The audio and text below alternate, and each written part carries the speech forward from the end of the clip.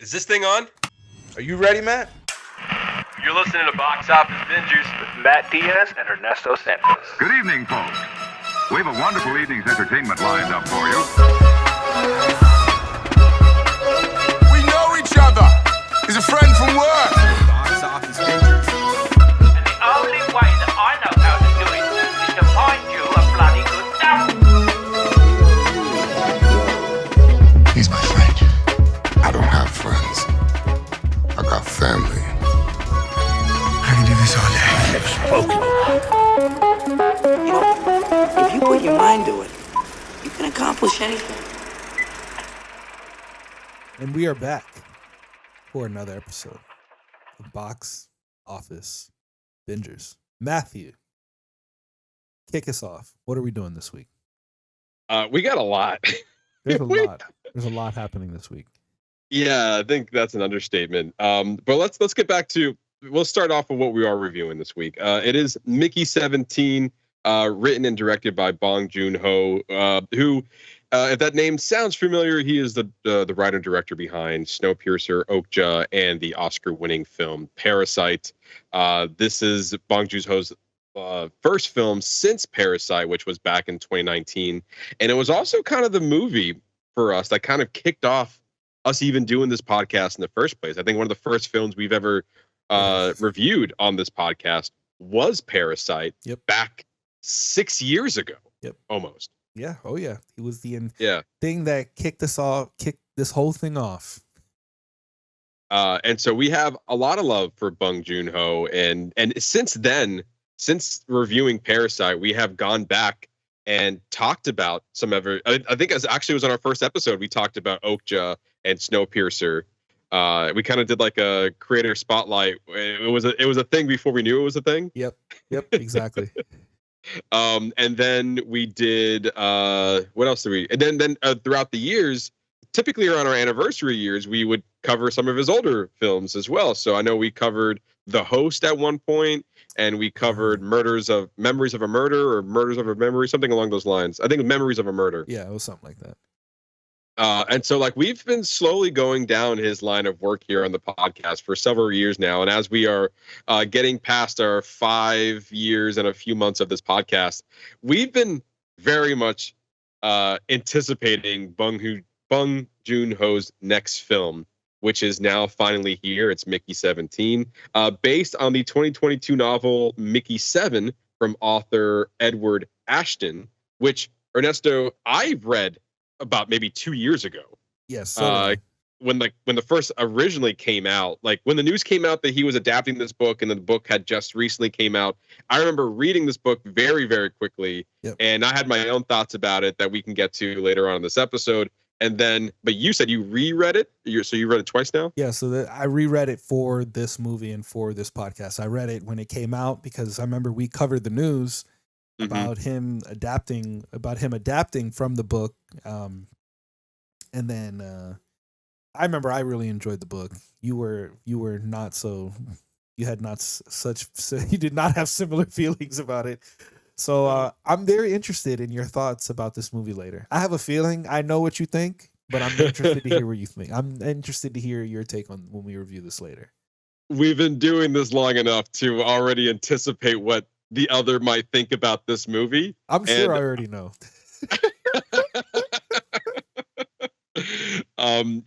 Starring Robert Pattinson, who's had a very interesting career these last few years. I mean, from Batman to some of his indie work and other films.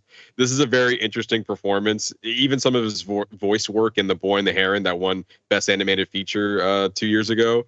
Like, he's definitely putting in a lot of his acting chops in this film.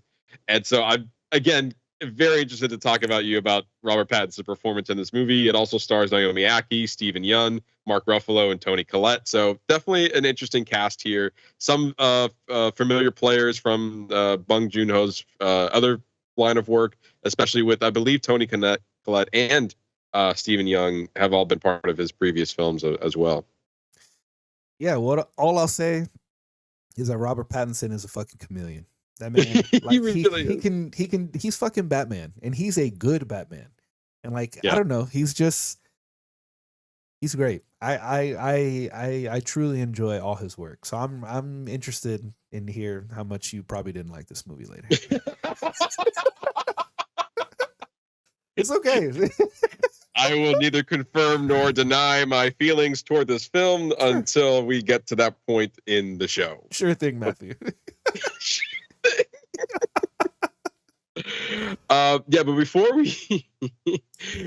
we get into that, I will every now and then we say, hey, we have timestamps on our descriptions.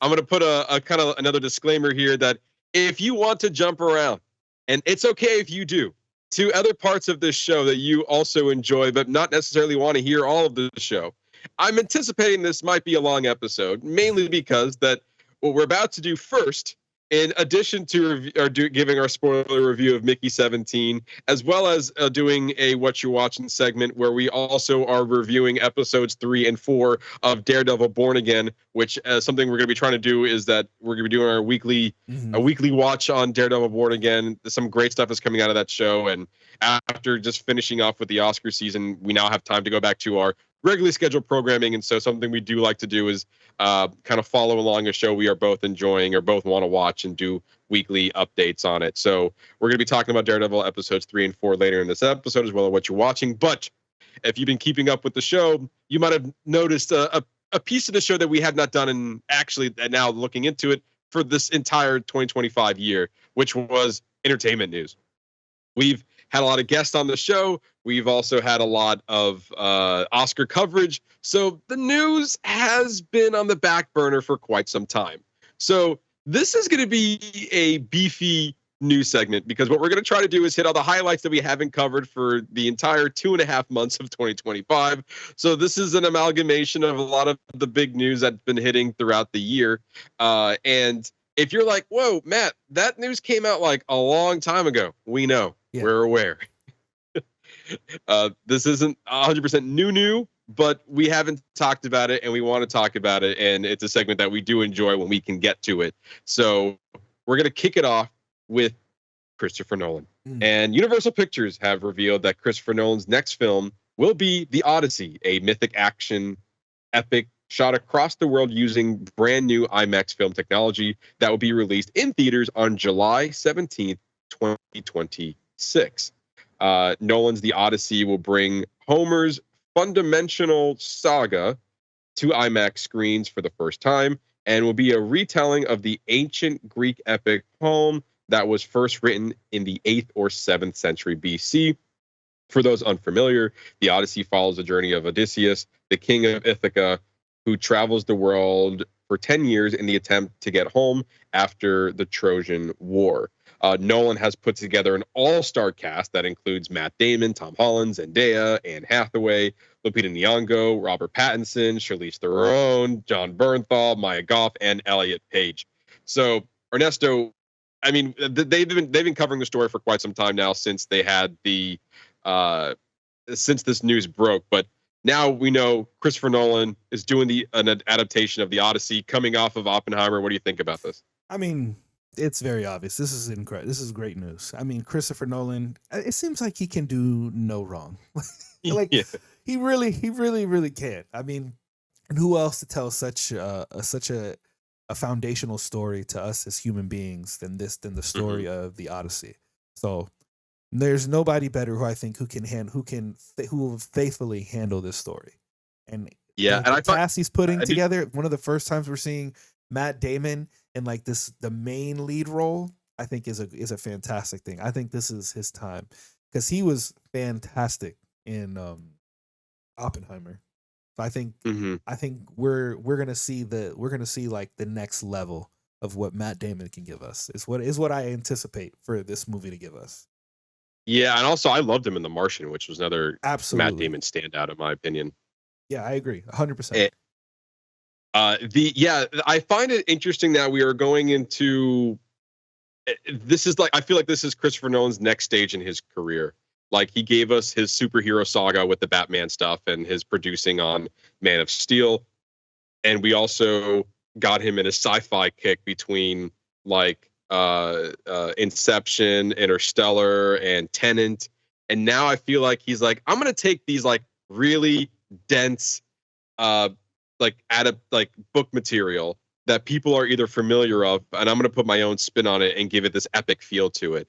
And so I feel like to a degree, nothing can be more epic than the Odyssey. Like this book has been around for ages, and we've seen so many different adaptations of it, different even renditions of it in the novel form, things that we are taught in school to read. Yeah. And then now Christopher Nolan's like, all right, let's make this into a full-fledged epic film that Nolan is known for. And then not only that, but let me put together basically Hollywood's top actors into one film. Absolutely. And I'm looking forward to it, and I'm more than likely I will probably read this book in conjunction when we do review it, whenever when that comes out in 26.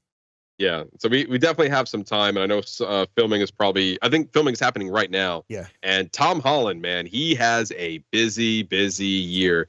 Not only is he putting in work for Spider-Man 4, he's also most likely going to be in Avengers Doomsday and Secret Wars. And then he's also, understandably so, not giving up an opportunity to work with the great Christopher Nolan. Yeah, this man is probably, and Zendaya is no short as that either. She's probably working hard. I'm not sure if she's in the new Spider-Man movie or not, but I mean, she's also putting in the same hours that he is in some degree. So like, yeah, a lot of hard work going for Tom Holland. And he's even running around. Like, it definitely feels like after this stunt of films, he might be done with acting. I've heard some rumors running around that he's like, once he wants to start a family, he wants to slow down and he won't be acting as much as he used to. So Good for him. Yeah. I mean, he's definitely no short on cash. They're giving him all the money to be in all these movies. So imagine him being a dad. It's like, hey, Dad, let's watch a movie. Oh, you want to watch Spider-Man? Sure. It's me. It's I think also Christopher Nolan knows where talent is, and Absolutely. like, come on, He knows how to pick them. I mean, look at him bringing Robert Pattinson back.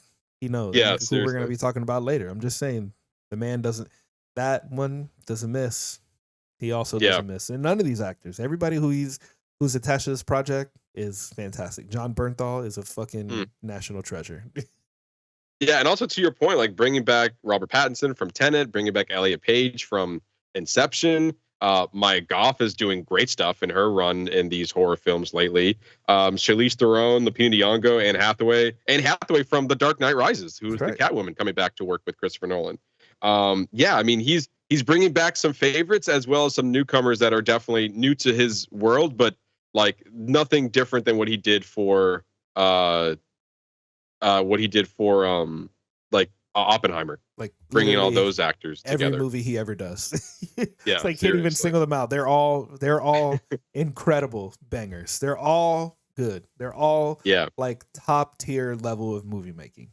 Yeah, for sure. So I mean, obviously we love Christopher Nolan, all of his work. We've already done a creator spotlight on him as well. So yeah, we're always excited for his next film. And as we mentioned even before we started recording, 2026 looks like a stacked year for great filmmakers, hopefully telling great stories. And 2026, I mean, having him another movie, let's go. All right. Yes. I'm very excited. All right. I'm kind of interested in this next piece of news. I think this is going to be good. So coming off the success of Nosferatu, director Robert Eggers, is that how I say that right? Eggers? Yeah, Eggers, I think. Is re-teaming with Focus Features and screenwriter Sion from The Northman to co-write and direct his next feature film, a werewolf horror thriller titled Werewolf. While details are scarce, sources say the story is set in 13th century England. The script also features dialogue that was true to the time period and has translations and annotations for those uninitiated in Old English. The studio is eyeing a Christmas Day 2026 release date. It is also announced that just a few days later, that Robert Eggers is co-writing and directing a sequel to Jim Henson's 1986 cult fantasy film Labyrinth. Sion will also co-write the film with Chris Columbus and Eleanor Columbus, producing alongside Lisa Henson. So it's interesting. The Henson family is also included in it as well. So I mean, he does great work, and this is right up his alley of what the movies that he likes to do. I think it's good. Yes.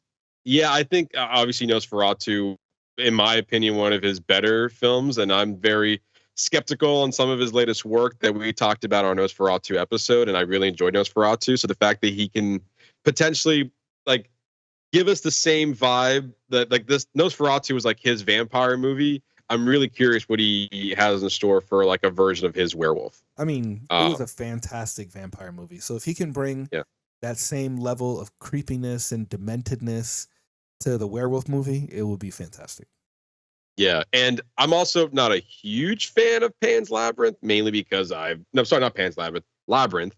I might have seen it once a very long time ago. I don't think I've ever seen it. I mean, if I were to watch it right now, it would basically be a brand new movie for me. Yeah. But I'm really curious to see like what a sequel would look like, because I know that David Bowie was a big part of that. And so I wonder if they're going to try to replicate that, or if they're going to go in a new direction. If anything, Robert Eggers is definitely knows how to make a version of anything his own. So maybe he's taking the world and making his own story around it. A lot of questions about what this could be, but I think, he's setting himself up for like, yep, these are the movies I kind of want to tell. This is right up his alley, like you mentioned.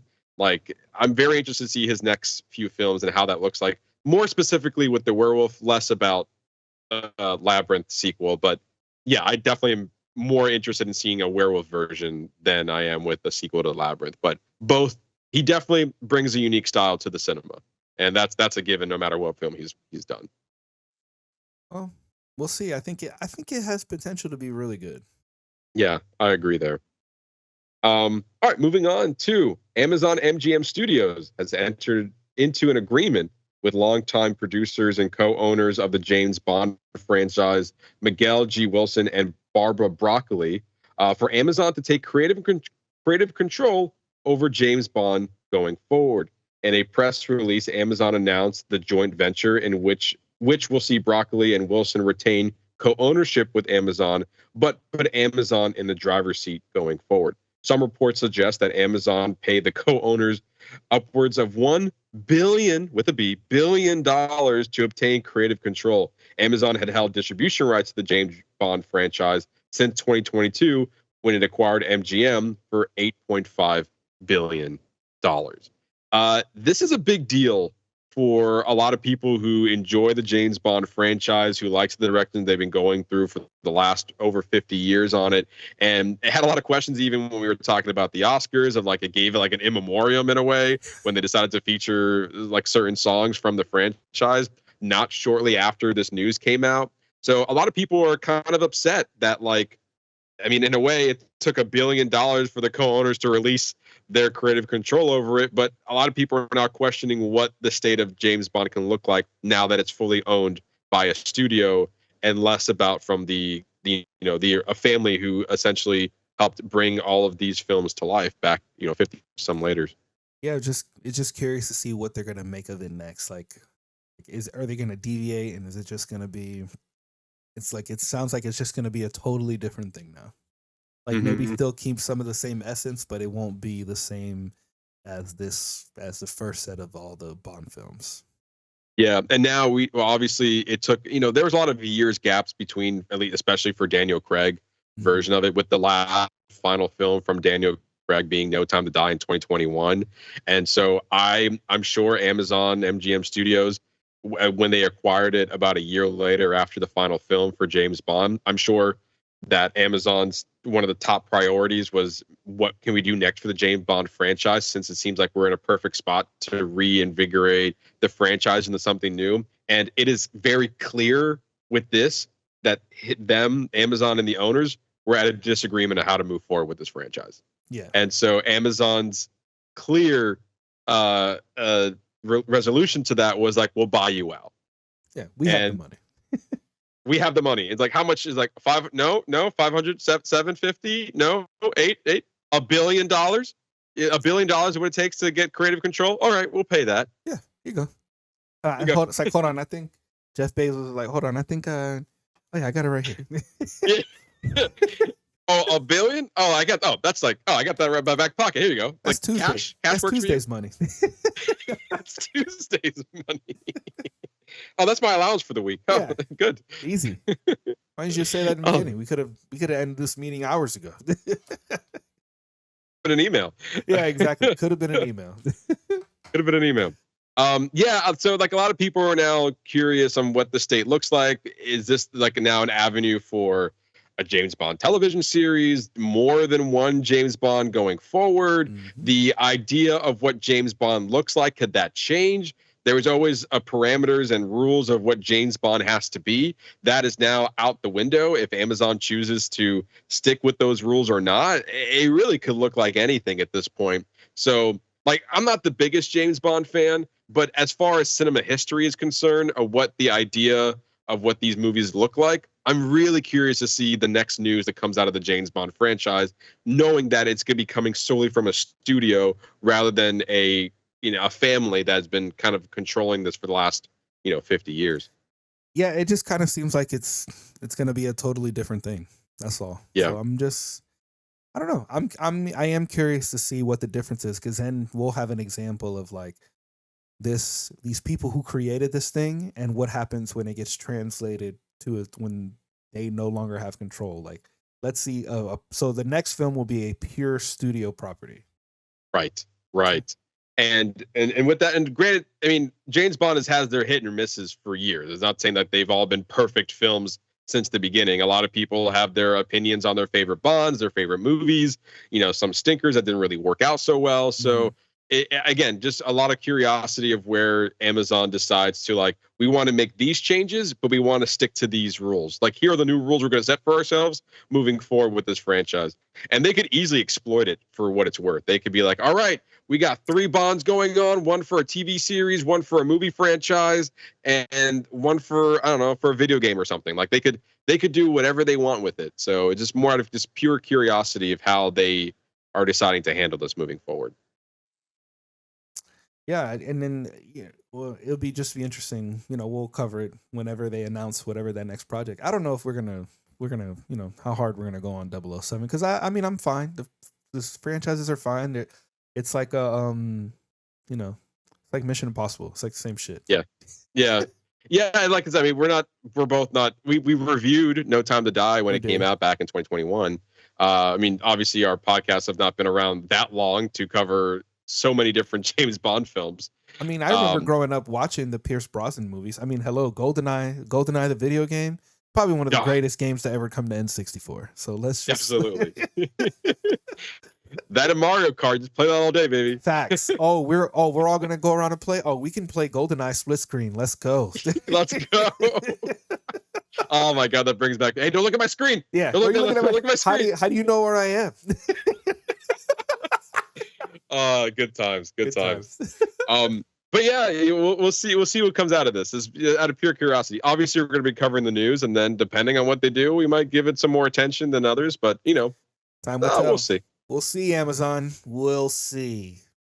All right. Yeah, we also, I mean, a good comparison is how they're treating the Lord of the Rings franchise. Fair. Rings of Power. Season 2 got Rings canceled. of Power. Just saying. I mean, season 1 was good. I liked season 1. Yeah. You said what about season 2? Didn't they cancel the series after season 2? No, I think they're still going. I'm gonna have to look now. Okay. Yeah. Rings of Power. I think it got renewed for season 3. Survey said no, it has not been canceled yet. I was wrong. Amazon has already confirmed the 3rd season. Okay. So I find it. Go ahead. No, what were you gonna say? I said I find it hard to believe that Amazon will quick to get rid of Lord of the Rings. And that's true. They have that animated film now, The War of Rohirrim, or whatever it's called. Yeah, but that's not from the Amazon. All right. Well, we'll see. We'll see what happens. I never went back and watched season 2. Did you? Did you get a chance to watch it? Nope. All right. You know what we're going to do? We're just going to move on to the next story. So, the Bear star, Ayo Edebiri, is set to write the screenplay and in talks to star in the upcoming live-action Barney movie. Because this is the one we all thought we needed. We needed that live-action Barney. I'm actually kind of interested in this. The film will be co-developed and produced by A24 and Daniel Kaluuya's 59% production company in partnership with Mattel Films. Though Kaluuya is a lead producer on the film, sources say he will not be starring in the movie alongside Edebiri.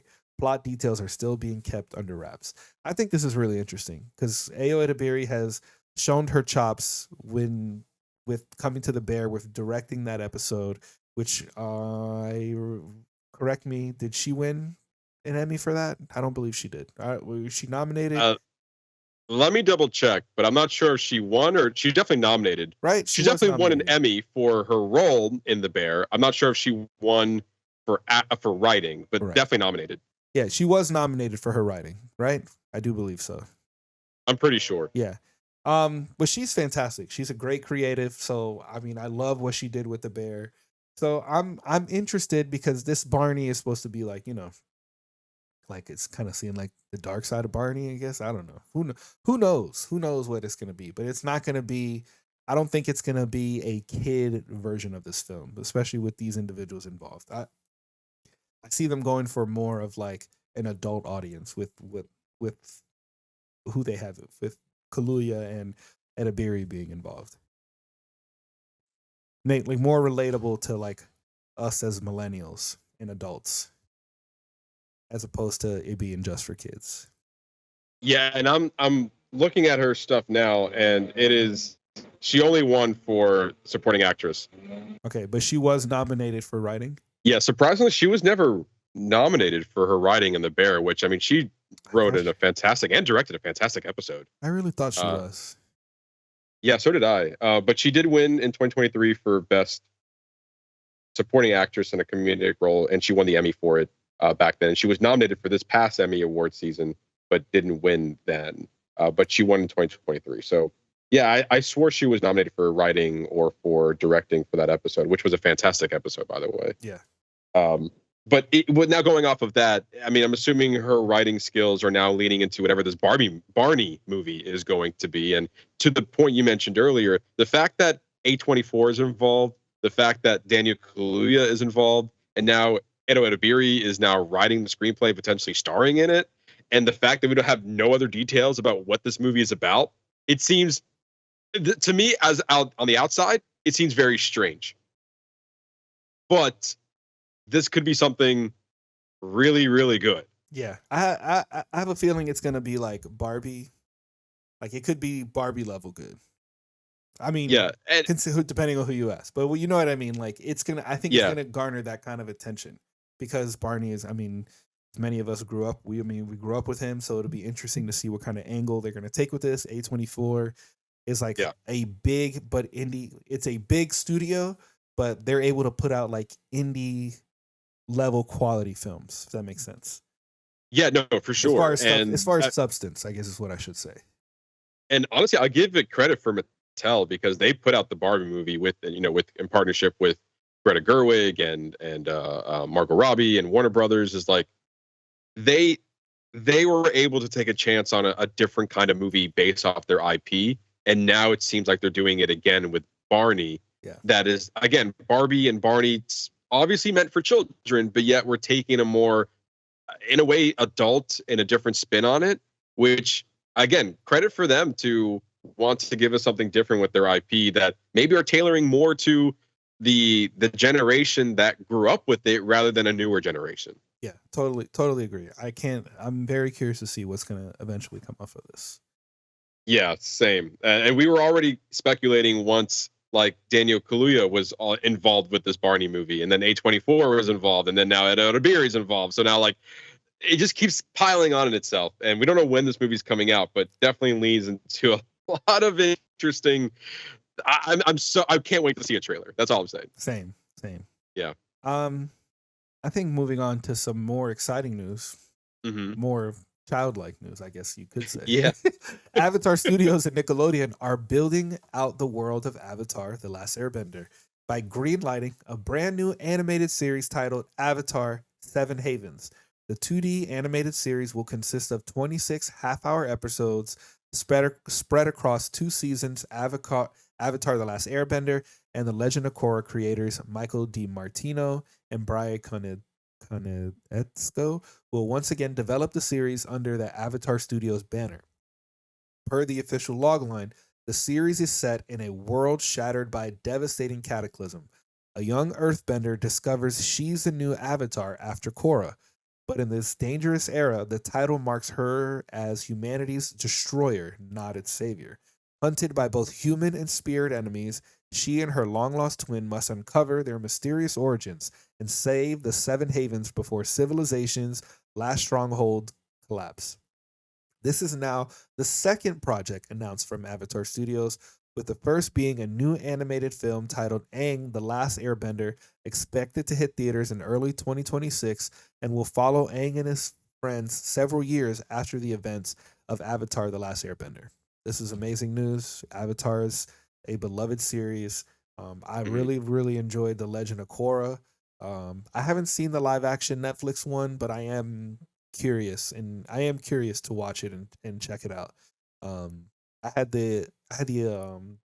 I was honored I got to meet the entire cast from the original Avatar just this couple of months ago at MegaCon, and what a just great bunch of human beings. Like, they were just very welcoming to talk to, very nice, very open.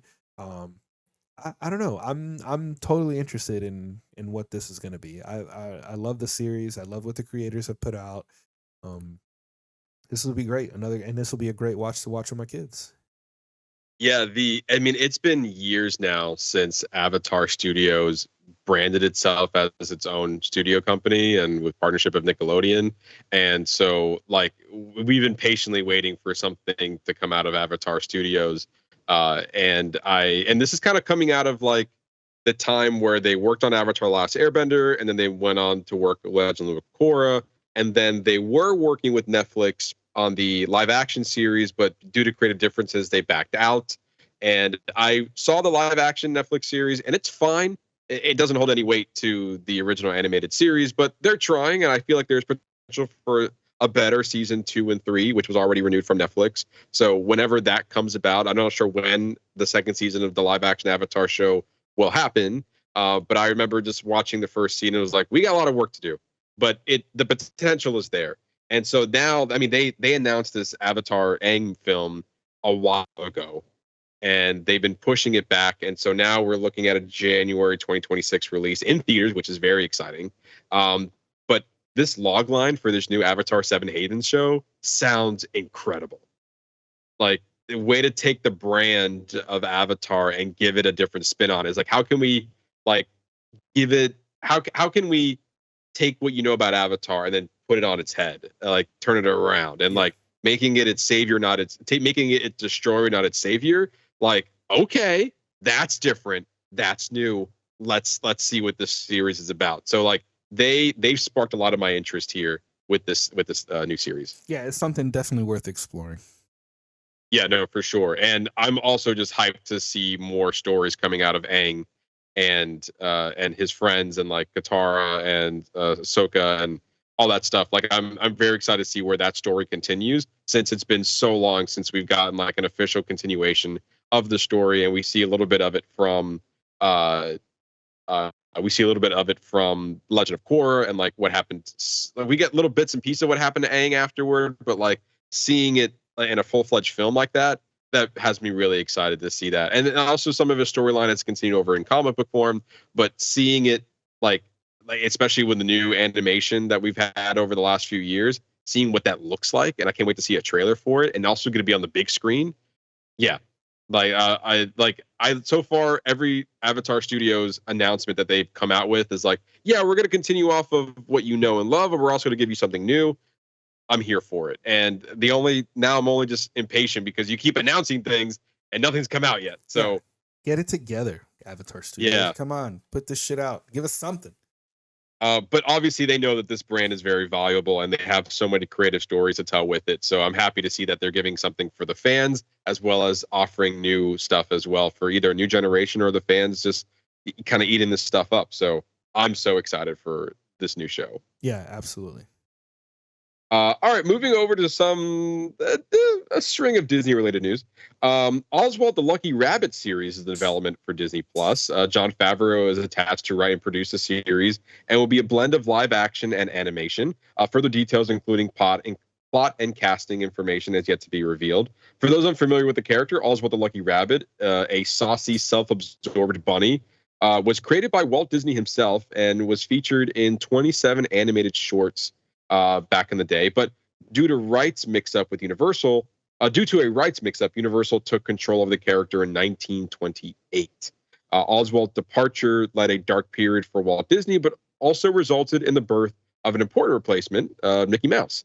It wasn't until 2006 when the Walt Disney Company was able to acquire the rights back for the character. I remember Bob Iger, under his with him being the CEO, really wanted this character back, and I believe, if I'm not mistaken, they did a trade. Like, they got the character back for like a news reporter that was under ABC News, and then that turned into now working for NBC Sports and doing all their sports coverage over there instead. It was a really weird trade-off, but yeah, they really wanted Oswald the Lucky Rabbit back, and it took them upwards of like 80 years to get that character back, which is insane when you like originated in 1927 and then you lost in 28. And also, if you think about it, like, what kind of interesting history this is to be like, well, if you never lost Oswald the Lucky Rabbit, Mickey Mouse would never born.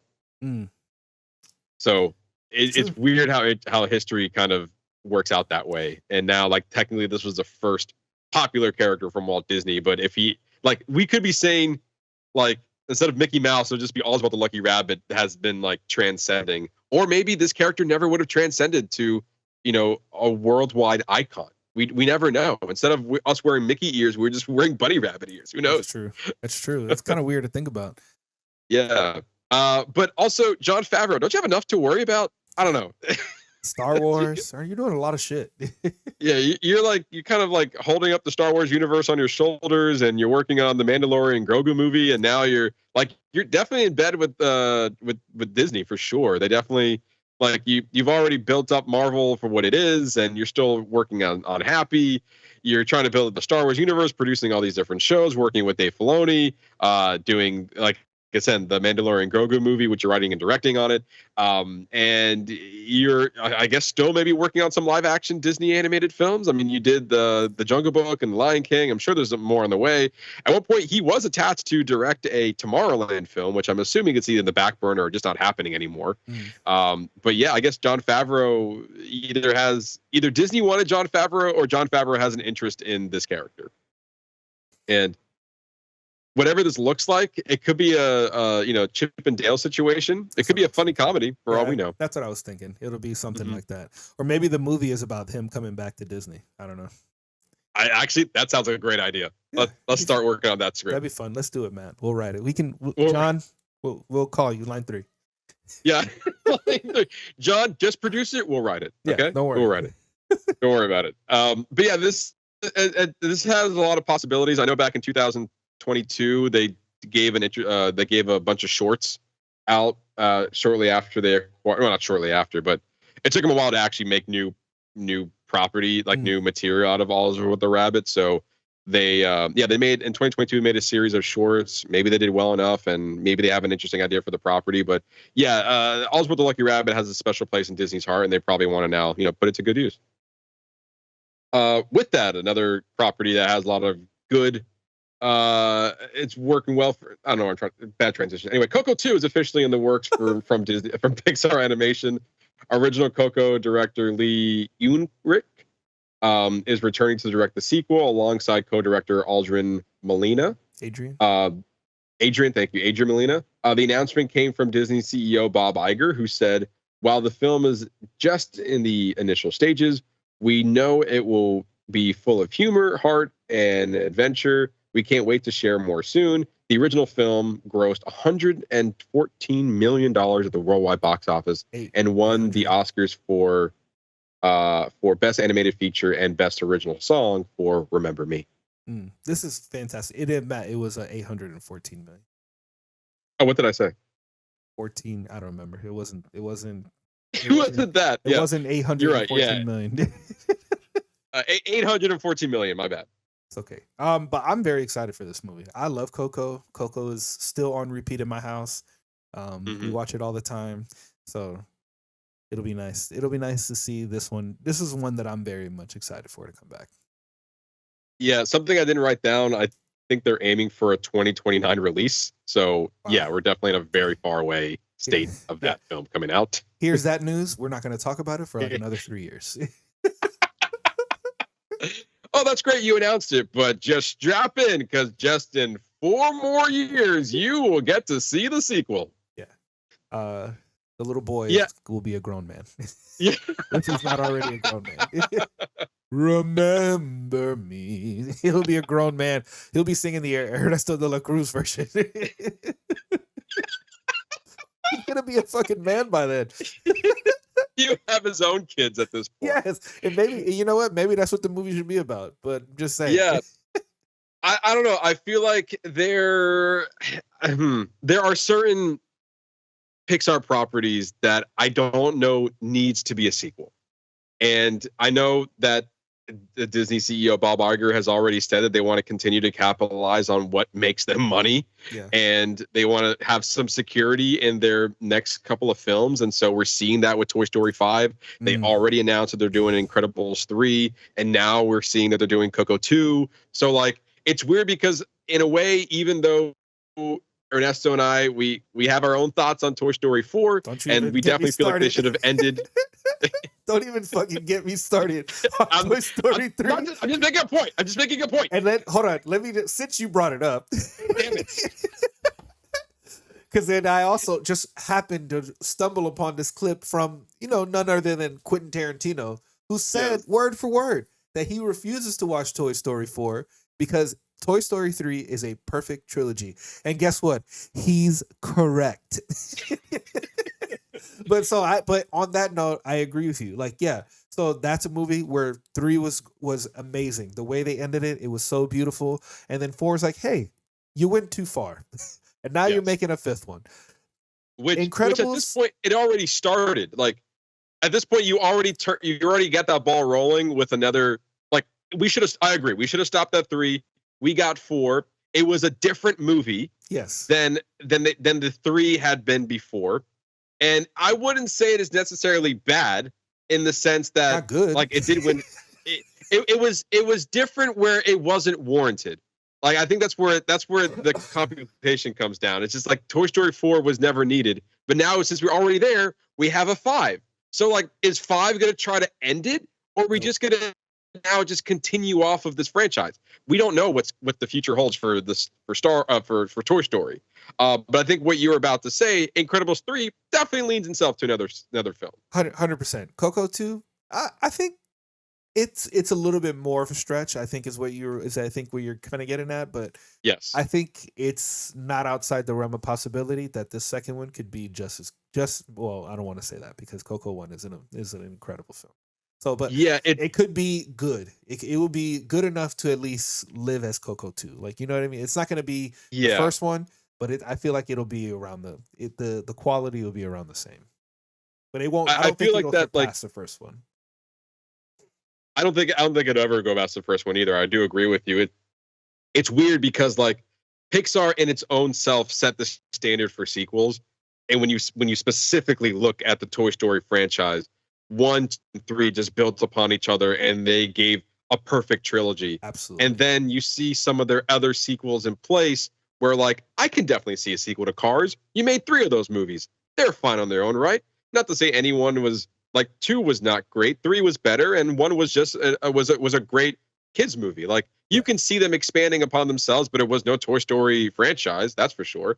You see, like, they tried again with the Monsters Inc. franchise. We got a prequel with Monsters University. A movie that probably didn't need to be made, but it was fun nonetheless. So with that, I think a good example of what they should continue is what they did with the Monsters TV show. Like, give us the movie, but then give a good kids TV show that you can put on at home. That kind of keeps the story going, continues it, like basically what Moana 2 should have been. Like, it should have just been a Disney Plus series, and I think it would have done really well in that place. Like, that's where it should have lived. But like doing that, and I don't agree with you. What do you mean? I don't disagree with you because obviously Moana 2 was supposed to be a series, and it felt like a series when even watching it in the theater. But then again, what do we know? That movie made $1 billion. That's So fucking Bob Iger true. knew exactly what he was doing and was like, "What are you doing? Putting $1 billion film on Disney Plus? We're gonna cash in on that." Yeah. And it did. No matter how good the movie was, in our opinion, it made that money. It's also meant for children, so there's that. Also meant for children. Yes.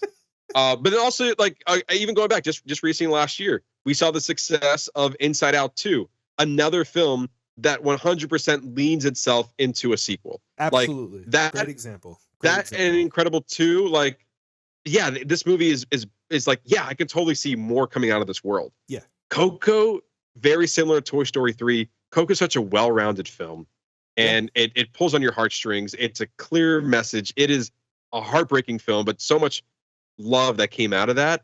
I don't see how you can recapture that in a sequel. Time will tell, obviously, but like, I would have much rather them give me a sequel to something else rather than Coco. But again, the box office doesn't lie. It made $814 million. They want to make this into $1 billion movie. And you know what?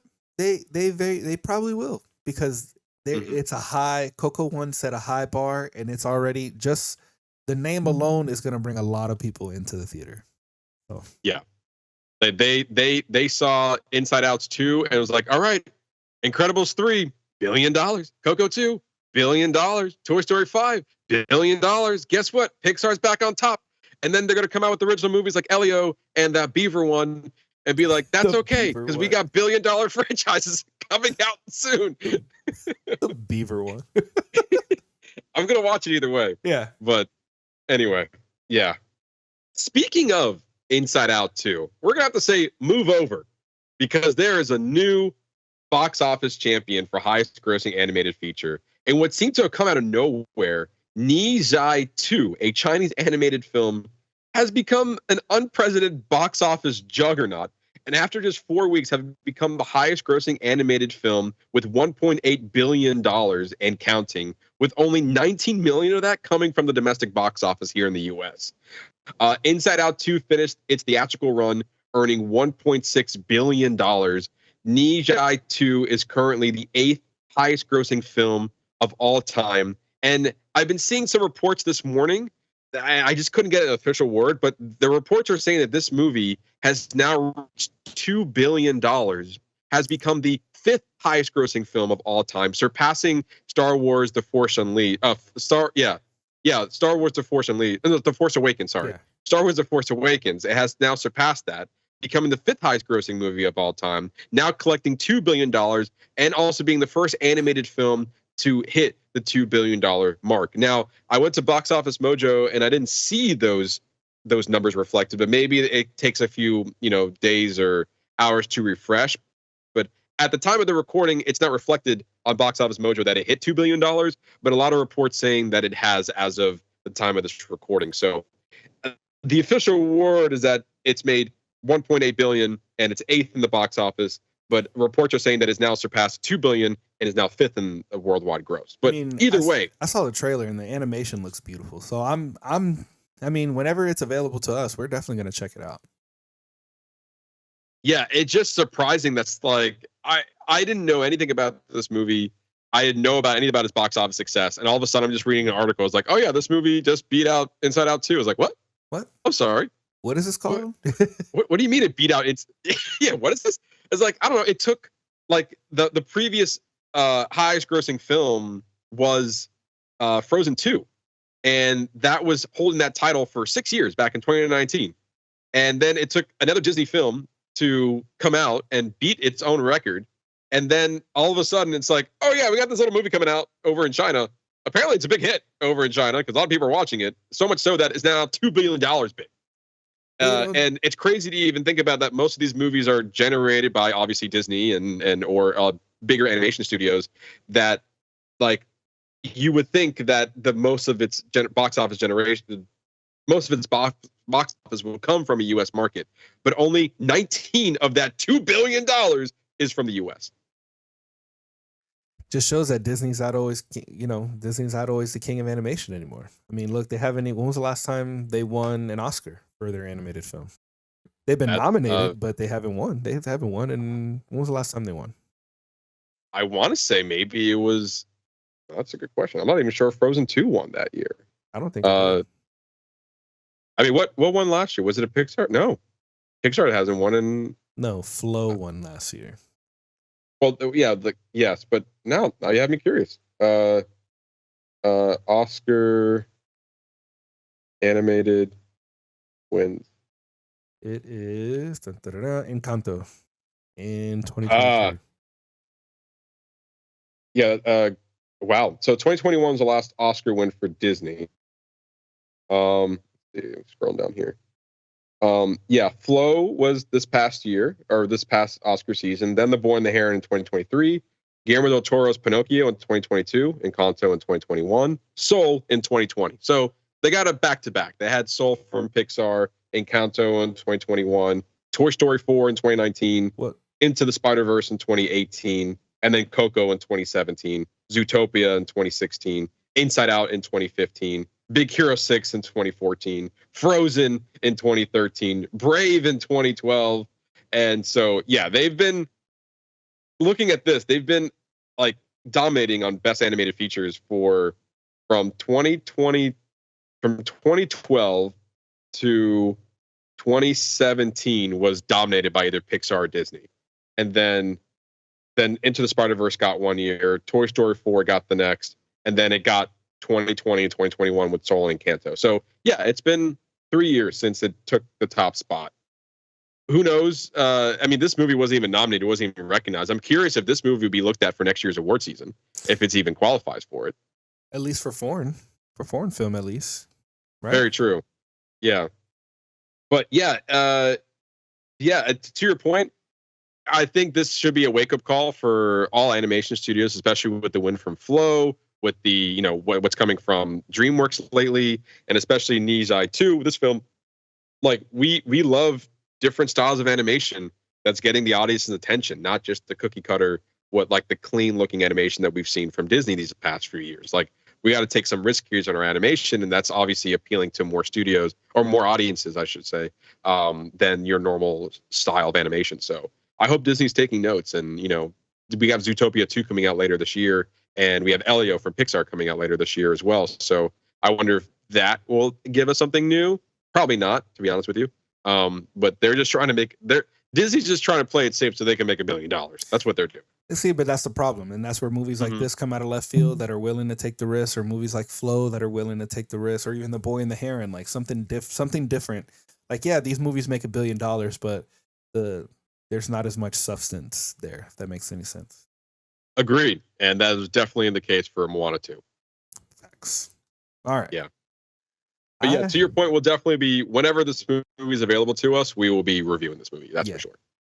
All right. So moving on to some, I don't know. I have mixed feelings about this next story, Matthew.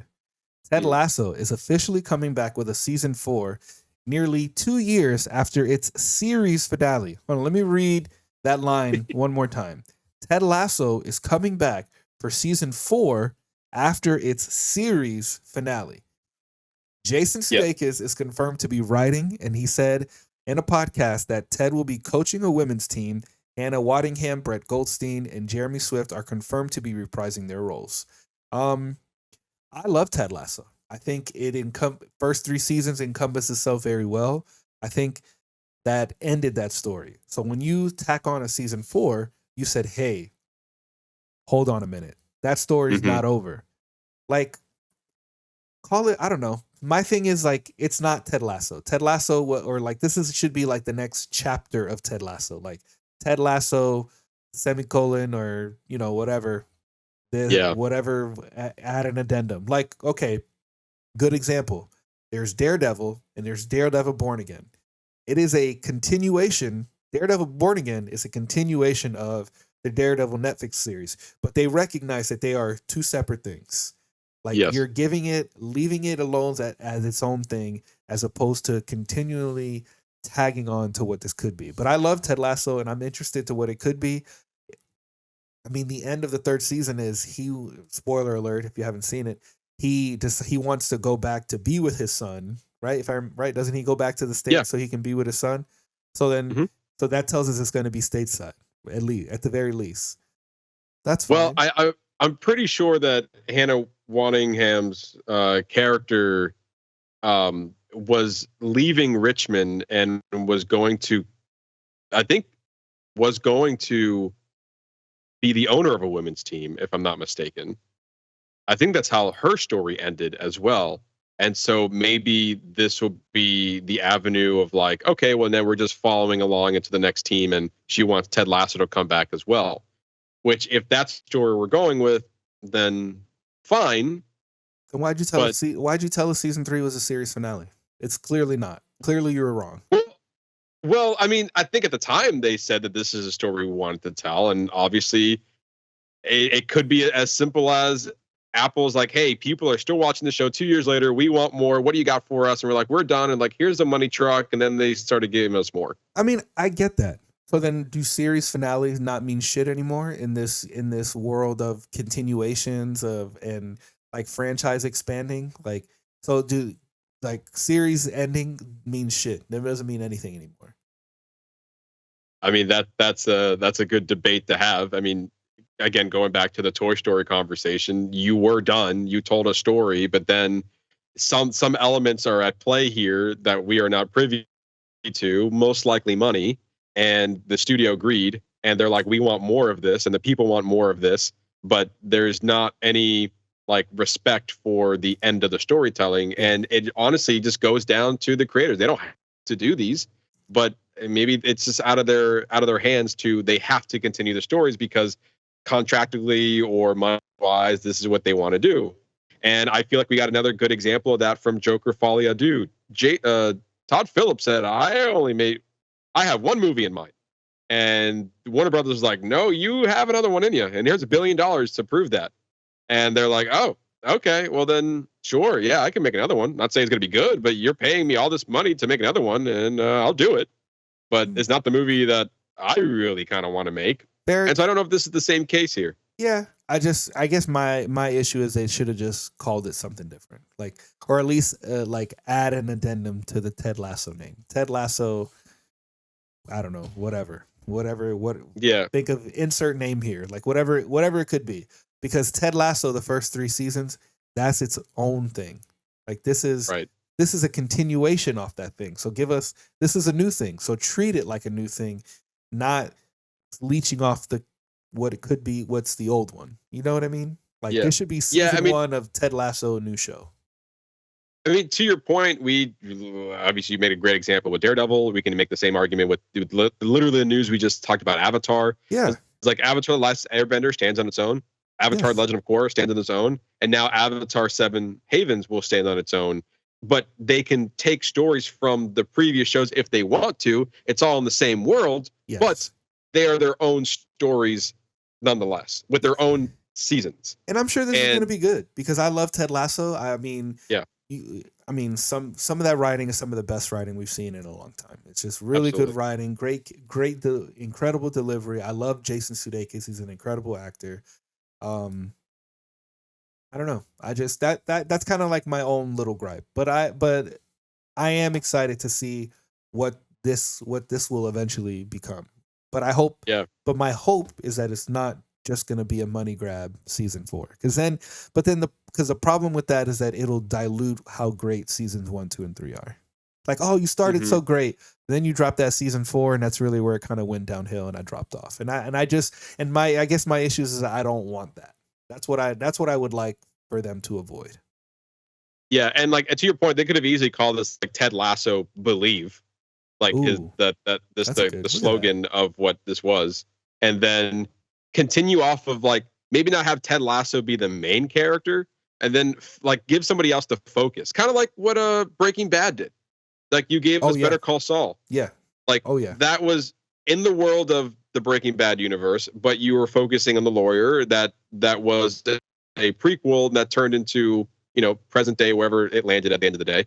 But yeah, you gave us a whole nother show that still kind of giving us Breaking Bad vibes, but something different. So this could have easily been like Ted Lasso Believe and following Hannah Wanningham's character as an owner of a women's team and going off of that. And then maybe Ted Lasso coming in every now and then to kind of continue that story. But to just continue off of Ted Lasso into a season 4, I mean, we could be eating our words. This could be a really good season, probably the best they've ever done. We don't know that, Yeah. but I did like how they ended the first 3 seasons because they came in there with a plan. They wanted 3 seasons. They got 3 seasons, and now this definitely feels like an extension and a continuation that was outside of the original plan. Exactly. And that's fine.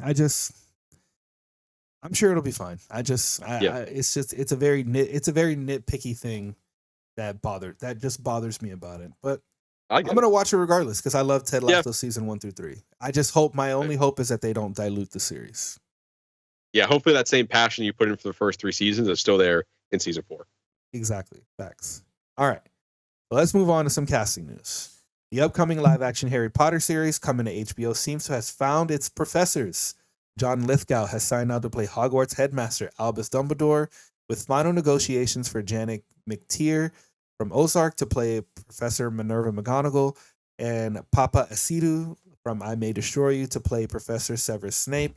The Harry Potter TV series is scheduled to start filming this summer at Warner Brothers Studios, Leicester in England, the same location where the movies were shot, and is slated to debut on HBO in late 2026 or early 2027.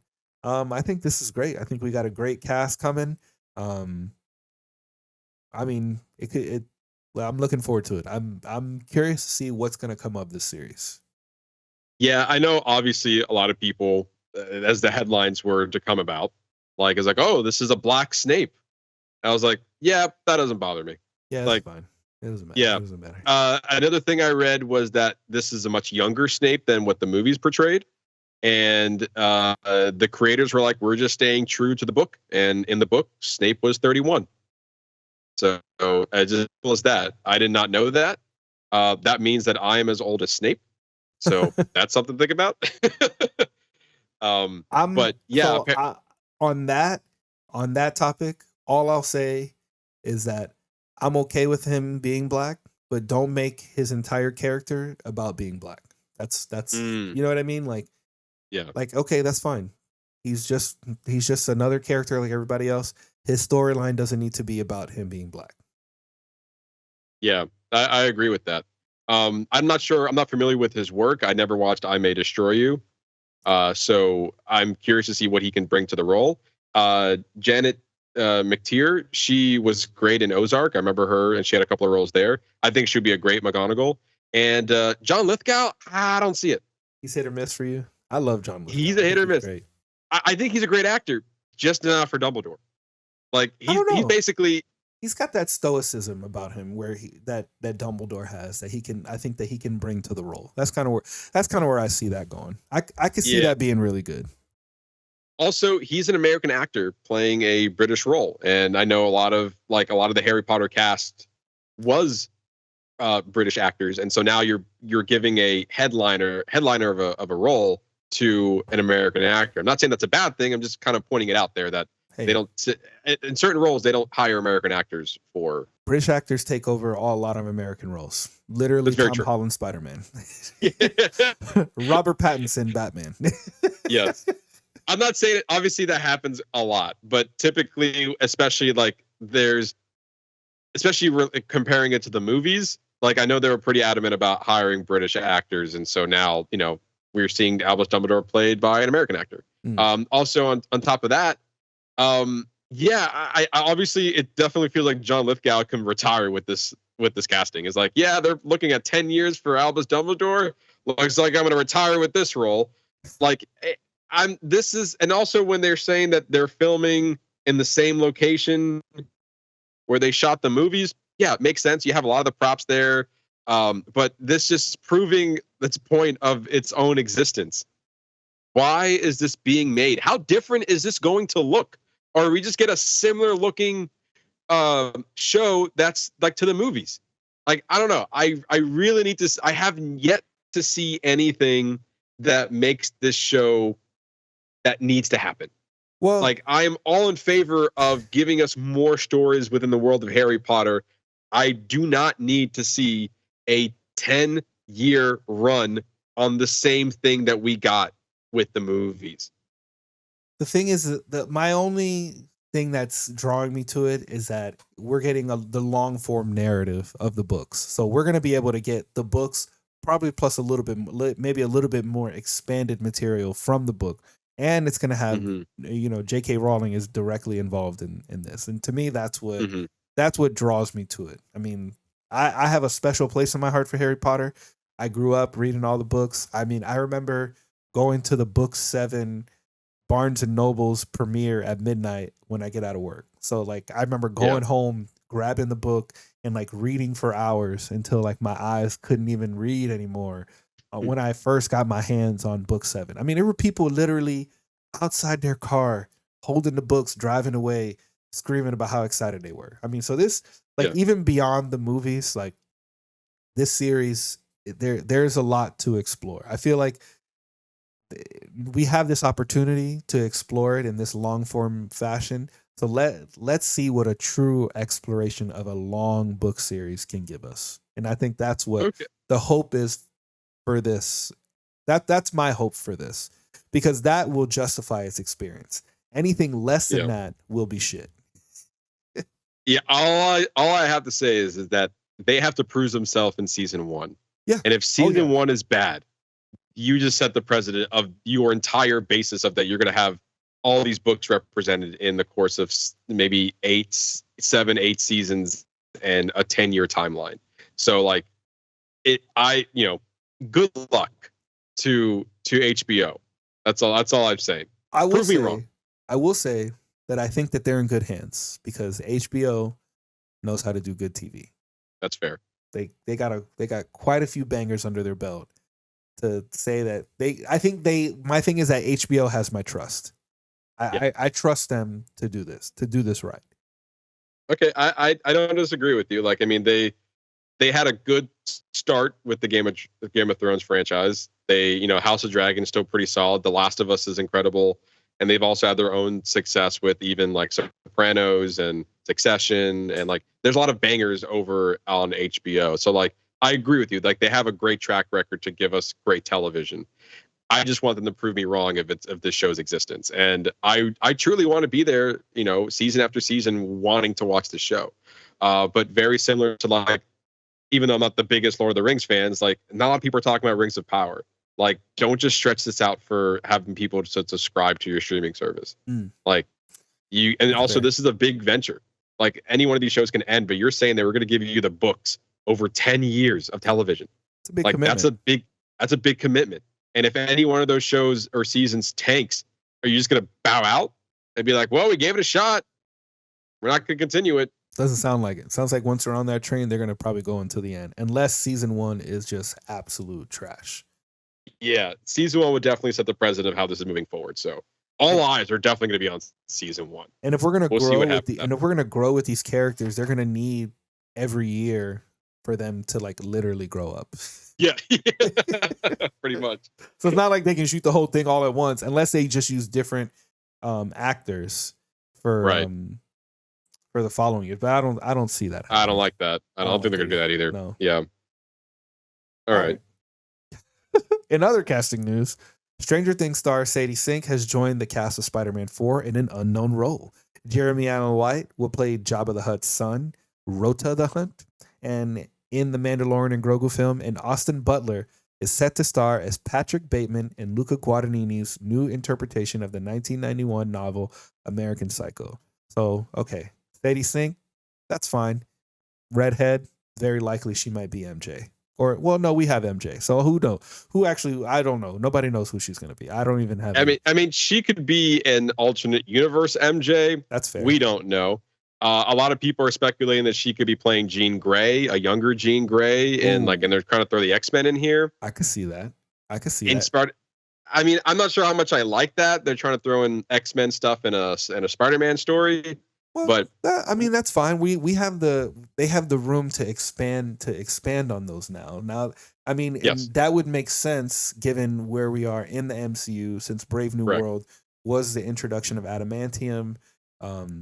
So we're kind of slowly but surely leaking into X-Men territory. Who knows what Thunderbolts and Fantastic Four is going to show us? So those once we get those revealed, maybe. Once after those movies come out, then they'll release what her role is, because it's probably like that information is probably tied together. Of like maybe it'll reveal direction, which is why they're not revealing who she's going to be. Right. And so, I mean, for all we know, she could be a smaller role, but also Sadie Sink is a hot actor right now, obviously coming off of Stranger Things and like that wrapping up soon. And so like she can bring something different. Like I definitely doesn't feel like she's going to be a smaller role. I think it's going to be a big role for her. Whatever that is, we don't know. Yeah, I think it's going to be a big get for MCU to get her. Right. And so all I have to say is don't fuck this up, Marvel. Like you gave us great Spider-Man movies. Do not fuck up Spider-Man 4. That's all I'm saying. Moving on. And then both of these other two castings, I mean, Jeremy Allen White, he's incredible. I love all his work. So I'm very interested to see what he can bring. What is this? Like I had no idea that job. I mean, yes, shown in this photo here, Rhoda the Hutt was featured in the Star Wars Clone Wars movie. And it was part of a plot line there. But like, what is he like? Hey, you killed my father. I'm gonna go out revenge. It's such an odd role for Jeremy Allen White to be in after the success of The Bear and everything else he's been doing. So maybe he's having fun in the Star Wars universe. I don't know, but what a weird role for him to be in. He's fantastic. I mean, the same thing with Austin Butler. Austin Butler is incredible. Yeah. I totally see him giving us an Oscar-worthy performance. Is my initial reaction from this news. I think he's gonna. I think he's gonna bring it because as he typically does, and we're gonna see. I mean, he's got a lot to live up to because he's got to match Christian Bale's interpretation of this character. Yes, and also Luca. Say the director's name again. It's a shot in the dark, but I'm going with Luca Guadagnino. Excuse me. Guadagnino. Okay. Yeah, he's the director behind Call Me by Your Name, Challengers, and most recently Queer with Daniel Craig. That a lot of people felt like got snubbed for the award season, and so now he's giving us a different interpretation what the novel gave us for American Psycho. So that means it's gonna be different from what the character of Christian Bale is giving us. And a lot of people are saying it's going to be an erotic thriller because that's in line with all of his other movies that he's put out. So I'd be interested to see. I mean, I think Austin Butler can do no wrong. I agree. So I think he definitely transformed into the role of Elvis. So and was he? No, he wasn't in. Yeah, no, he was in Dune Part 2, right?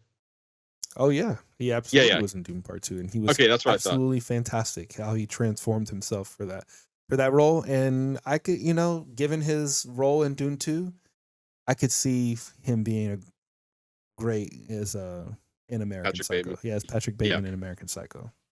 Yeah, I agree. I think this would be an interesting film to definitely look at, and one if it piques our interest, like even comparing the book, the novels, like the other movies, like this could be something that could be interesting diving into in a future episode. Yeah, totally agree.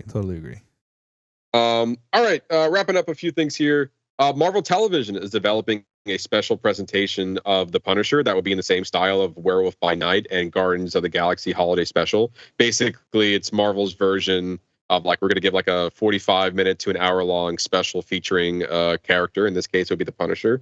John Bernthal will reprise his role as Frank Castle, aka The Punisher, and will also co-write the standalone special. Ronaldo Marcus Green, the writer and director behind King Richard and Bob Marley One Love, will co-write and direct this special.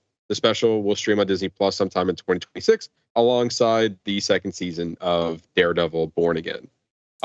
This is great news. More Punisher. I'm all in. As we're going to talk about in a little bit. The Punisher was just featured in episode 4 of Daredevil: Born Again, and he was fantastic. And it's great to see John Bernthal back as a Punisher, and I can't wait to see more from this character. Yeah, and I also think it's interesting that he's teaming up again with Ronaldo Marcus Green since they worked together on King Richard. So it'll be good to see that they already have a rapport. They have already put out this great movie together. So and fucking John Bernthal is the Punisher, and we're gonna get into episode 4 later on in the episode, Daredevil: Born Again, episode 4. But it was a fantastic reentry for him back into the MCU, I guess, for the first time, right? This is his first entry into the MCU Punisher. Mm-hmm. and it's there. It's 100% there. So whatever this is, I'm sure it's going to be incredible. So I'll be 100% on board for this. Yeah, I think this is a great use of Marvel's like platform for a special presentation. Give us a standalone story of the Punisher and just kind of go off on it and basically giving us like a mini movie. Yeah, I'm all for this. Yeah. All right. Like I said, wrapping things up here, we got a big story that we're going to talk about. This might take up a little bit of time, but we're trying to go through this. But back in February, James Gunn and Peter Safran provided some updates on the state of the DCU. There's a lot to unpack here, so we're going to try to go over it for like section by section here. And so it's stuff that we kind of already know. Gunn is deep in post-production on Superman, slated to hit theaters July 11th, while simultaneously working on post-production of season 2 of Peacemaker, expected to be streaming on Max this fall. Director Craig Gillespie, the director behind I, Tonya, Cruella, Fright Night, and Dumb Money, is halfway through production on Supergirl Women of Tomorrow, starring Millie Alcock, and recently announced, by recently I mean back in January, that Jason Momoa, who has returned to the DC universe, but not as Aquaman, but instead has signed on to play the anti-hero Lobo in the film, slated to hit theaters June 26, 2026. Another movie that's coming out in 2026, another big year for movies, as we were talking about earlier. Lobo first appeared in Omega Man #3 in 1983 and is an interstellar mercenary and bounty hunter with superhuman strength and immortality. Production has started on Green Lantern HBO series Lantern, starring Kyle Chandler and Aaron Pierre, aiming to debut on HBO and on Max in early 2026. So the stuff we kind of already knew about. They just want to give an update on what's been going on. But all these projects extremely excited for. Obviously, we're ecstatic about Superman. I'm 50-50 on Peacemaker season 2. Really curious to see what they're doing for Supergirl, and I am over the moon about Lanterns. Oh yeah. I'm excited for all. I really think DC Studios is going to be coming in hot. I mean, yeah, especially since Marvel is, you would expect them to be on an upward swing, but after Brave New World, I still feel like they're on the lower end. Like really, Thunderbolts and Fantastic Four is going to have to really sell it for me. Otherwise, I'm going to be like, well, especially when you're coming out with Superman. Like everything about Superman, I'll be very surprised if Superman is a bad movie. Agreed. And especially going with Marvel's, like if Fantastic Four First Steps isn't ending on a high note for Marvel, your next big movie after that is Avengers Doomsday. So if you want people to get excited for your next Avengers movie, Fantastic Four First Steps has to be a success. Yeah, totally agree. And so I feel like the same for DC Studios. It's like they have a bunch of films on their slate, but if you don't kick it off right with Superman, it would just set the precedent of what these other films can look like. But speaking of which, Safran noted that DC Studios is ultimately aiming to release 2 live-action films and 1 animated film per year, and 2 live-action and 2 animated TV series per year. Let's just pause on that for a second. They want, that's a lot of content in 1 year. Basically 3 movies and 3 seasons of television. No, 4 seasons of television and 3 movies every calendar year. That's a big undertaking. It's a lot. But then you're also including like are they including Penguin as a part of that? Like things that are not a part of the official timeline, like the official like movie timeline, but are these like Elseworld projects? Or is he including those as well? Because if you include the Elseworld projects, then that's doable because then you're not oversaturating your initial timeline. Right. Which I think, to your point, I think that's what it seems like it would include as well. Mm-hmm. Like between like all projects under DC Studios, because even the Elseworld projects are still under them. So like, yeah, maybe some projects are leaning toward their DCU universe, and then the other projects are their Elseworld, like you were mentioning. And there's also some other projects they mentioned also here that's also meant for a younger audience, so maybe that's included in there as well. But it just seems like a lot when you say it out loud. Like we want 3 movies, 2 of which live action, 1 of which animated, and then we want 2 live action TV seasons as well as 2 animated TV seasons. This seems like a lot coming out of the studio when so far we have yet to see a lot of major strides come out of it just yet. And obviously we saw the first thing with Creature Commandos that came out in December of 24. So that was the first thing we got of it. And now nearly 2 years after its original announcement of its slate, now we're getting an update on what's actually going on moving forward. But the executives also reiterated the overall philosophy guiding their creative choices, namely that no project will get a green light until Gunn and Safran are satisfied with the completed screenplay. It's something they've been talking about for years now. They will not move any project forward until they have a solid script. They said it's hard enough to make a good movie with a good script. Gunn said it's almost impossible making a movie with a script that you're writing on the run. This is why, for example, they greenlit Clayface on the strength of Mike Flanagan's screenplay, even though Gunn has said that we had no plans of making a Clayface movie. I think that's a great example of what their philosophy is. Safran then confirmed that British director James Watkins, the director behind Speak No Evil that just came out this past year, is in talks to direct Clayface in what he characterized as a body horror film. And Gunn said that they hope hopefully it works as a pure horror film for somebody who doesn't care all about DC. They plan to start shooting this summer to have, and also they plan on let me restart. They plan on starting to film this summer and have also started casting process for a release of September 11th, 2026. So they fast-tracked this project immediately, all based on the strength of what they saw in Mike Flanagan's script for a Clayface movie. So if this doesn't reiterate what their philosophy is, like, once we see a good script, we'll make that movie. This was never in their plans 2 years ago, and now we're getting a movie next year. And we're all excited for Mike Flanagan's work. That's no doubt about that. You just have to say Mike Flanagan, and I'm on board. He's an incredible creative. I was sad that we were able to miss him at MegaCon, but I'm excited to see what he's going to bring for Clayface. And I really like the way they look at it, where, you know, it's going to be a movie that exists in the universe. And this is where James Gunn is really good at. Like, Guardians is a good ensemble film that happens to be in the Marvel universe. Yeah. It's not a Marvel movie. It's his movie in the universe. And I hope, and my hope is that is what he's going to bring every project in the DC universe, because I think that will make them successful. And I think also, as we're seeing here as well, that, you know, even they're recognizing that this is a fluid universe. Like, yes, we came up with a plan 2 years ago of what we want it to look like, but when we get good scripts coming our way, we can't ignore it, and we want to get these movies made. And so that just shows of, like, they're really focusing on the storytelling of what they want this DC universe to look like. Yes. Gunn has said that actors who voice a role on an animated project will also play them in live action.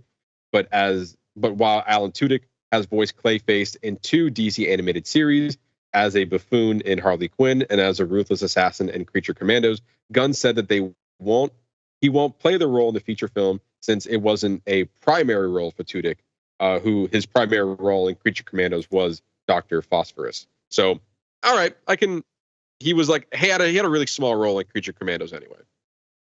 Yeah,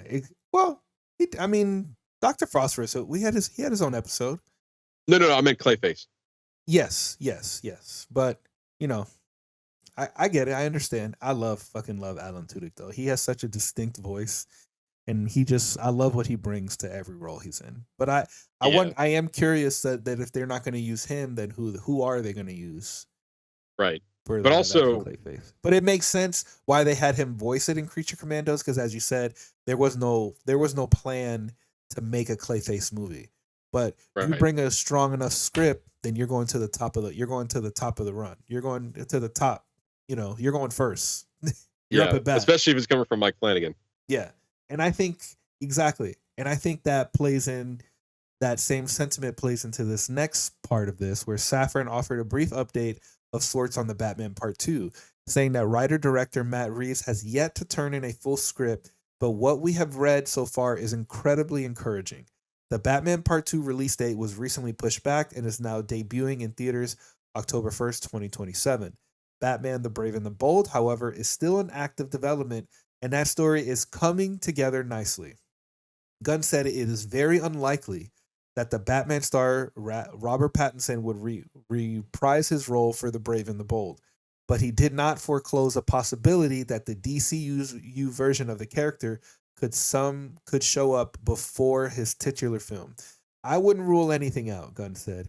He could show up in something else, but the actor doesn't exist yet. I think that's encouraging news. I think that everything is fluid and that he's just kind of taking it as he goes. They have their main project right now. The main focus is getting Superman because this is what's literally going to get them off the ground. I mean, Creature Commandos kind of gave them a soft launch, and I think it was a nice introduction, into the world. But Superman is going to be the one that says DC Studios is here to take on Marvel.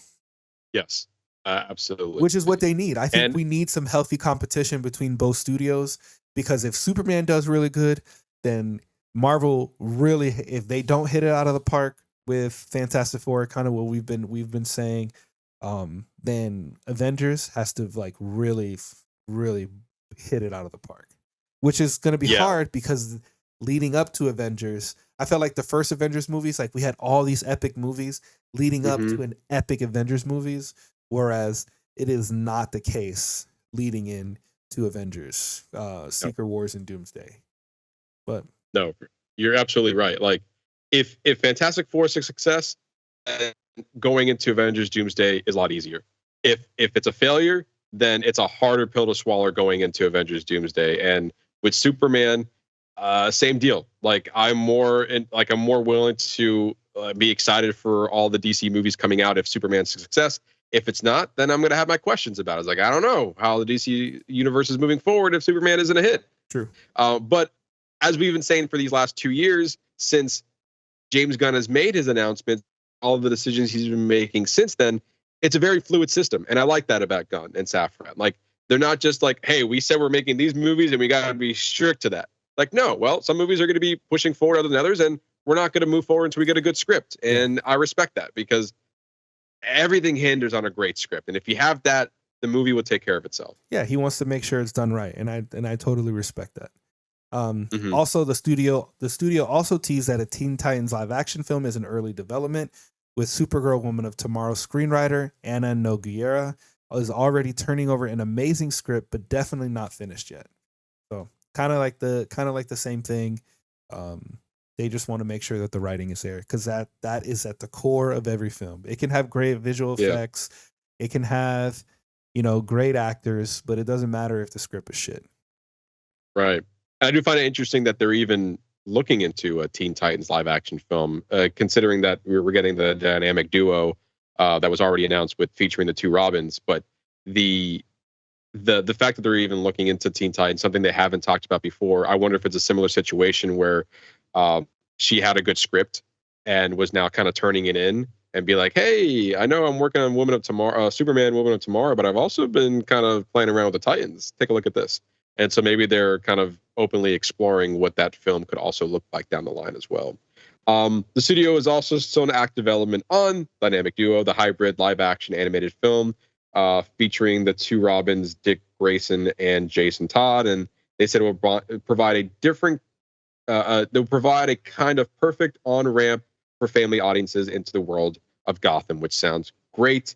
An animated series about Blue Beetle is also in active development that would continue the events of the 2023 feature film, as well as 3 younger skewing animated series titled My Adventures with Green Lanterns, DC Superpowers, and Starfire. So I think these are what these animated series that they're talking about. And maybe it could be in the line of like the Adventures of Superman that's currently on Max right now. That's like skewing to a younger audience. They could be like in the same vein of like DC Animation and like their partnership that they want to, move forward with, like giving, these animated shows too. So it looks like these are titles that we didn't know they were working on. James Gunn always had like an attachment to the Blue Beetle film. He was definitely promoting it in 2023 when DC was kind of wiping out the rest of their films, and he's always liked Blue Beetle. So the fact that now we see what that looks like, as far as he wanted to continue that story in an animated form rather than like another film from that. So I think that's a kind of smart move on Gunn's part to be like, I think the story's great. We're going to put it in an animated form rather than giving us a live action movie or show that's kind of taking from those characters. He's still focusing on making the DC universe stand on its own rather than stealing characters from the previous iteration of what DC looked like before. And I think maybe that's been an issue with some of these other projects. Like maybe they would have been better if they had just animated it instead of primarily focusing on keeping it live action. Yeah, very true. And then lastly, other previously announced titles such as Booster Gold, Paradise Lost, Swamp Thing, Waller, and The Authority have seemed to be moved to the back burner for now, as each project is still struggling to either find the right people for the project or the right script. These are titles that back 2 years ago that he was passionate about developing, but again, the script's not there. The right people are involved. I know some of these shows had showrunners and they backed out. So like they're struggling a little bit to find their footing, but they're still in active development, just not moving forward as fast as some of these other shows have been, or movies. Yeah. So very exciting stuff. Go ahead. I was just saying very exciting stuff. A lot of stuff coming out of DC Studios. Again, it's kicking off with Superman coming out this July. Very excited to see what that looks like. And then hopefully, if it's a success, we're just keeping the ball moving. Like between Superman and the Lantern show, I'm so excited for Lanterns. It looks like that sounds like a recipe for a fantastic HBO show. Oh, it's gonna be so good. I think I want to watch True Detective just because that's what they say it's gonna be based off of. Yeah. So I'm curious to see what the feel is gonna be like. I'm very excited to see what Lanterns is gonna be all about. Absolutely.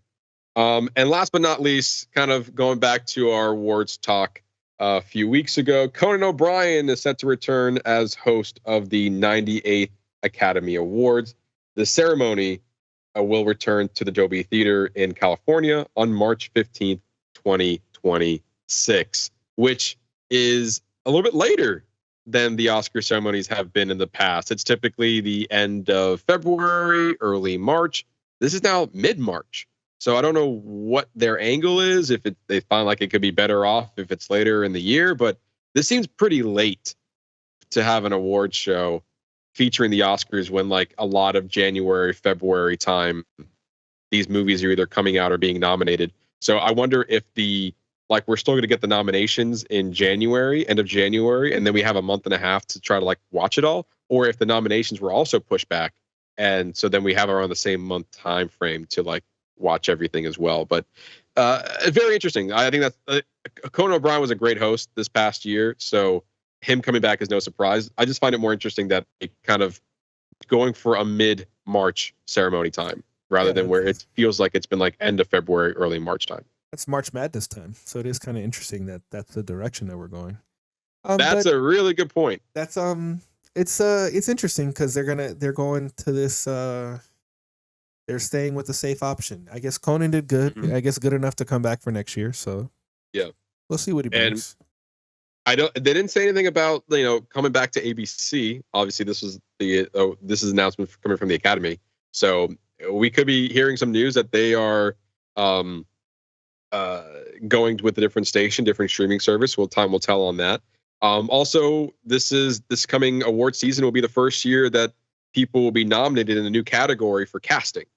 So this will be coming in the 2026 award season. So now we have another category to be nominated for, which will be for its casting direction. So see if that changes much. I doubt it will, but another thing to look into come award season. But again, that's we'll worry about that next year. We did a lot of work this year for it. We're in nerd world. We're not. Oscar time is end of this year and beginning of next year. That's right. That's right. But yeah, a little news coming out of that. And that, after all that time, is the news we have for you guys this week. If you want more on the latest and breaking news, you can always follow us on our social media channels on YouTube. Not YouTube, on Facebook. And we haven't done the news in so long. Where do we put out news? Oh, that's right. On our Facebook channel at Box Office Bingers and our Threads and Instagram page at Box Office _ Bingers. We'll post all the news over there first, and then we'll come back on the show and we'll talk about it. And you're like, Matt, you haven't posted news that late. You're right. I haven't. It's been a lot of award season. We're gonna get back to that. Yeah, we're getting back into the flow of things. We'll start putting out more shorts. We'll start getting better on the news. We're back to regularly scheduled programming, guys. Yes, this year's award season kind of took us aback a little bit. Yeah, but now we're getting back to the swing of things. So rest assured. But also another great reminder of follow us on all of our social media channels, because it's a great time over there. But yeah, so that's all the news we have for you guys this week. Now we're going to move over. We're going to be moving over to a fun segment like they call "What You're Watching." So Ernesto, we'll start with you. What have you been watching? Matthew, there's only one thing besides the main thing, besides Daredevil Born Again and the stuff that we're going to talk about we shared. There's one other thing that I've watched, and I have watched. It is a 4-episode miniseries called Adolescence on Netflix. And damn, some good ass TV. Let me tell you right now. So this show is being recognized for its technical completion, and I'm actually gonna pull my Instagram because I found this post that encompasses like all the technical achievement. I sent it to myself. Let me get it pulled up here in a second. So this is from Film. Shout out to filmmakers on Instagram for putting this together. So every episode is shot as a one shot. So I know we love a good one. So each episode, so it's basically like a play. Like they shoot, everything is shot, choreographed in the one take. It is shot on a Ronin 40 camera and a gimbal. This level of high production being shot on a Ronin, I think it's crazy. It's all shot with one 32 millimeter lens.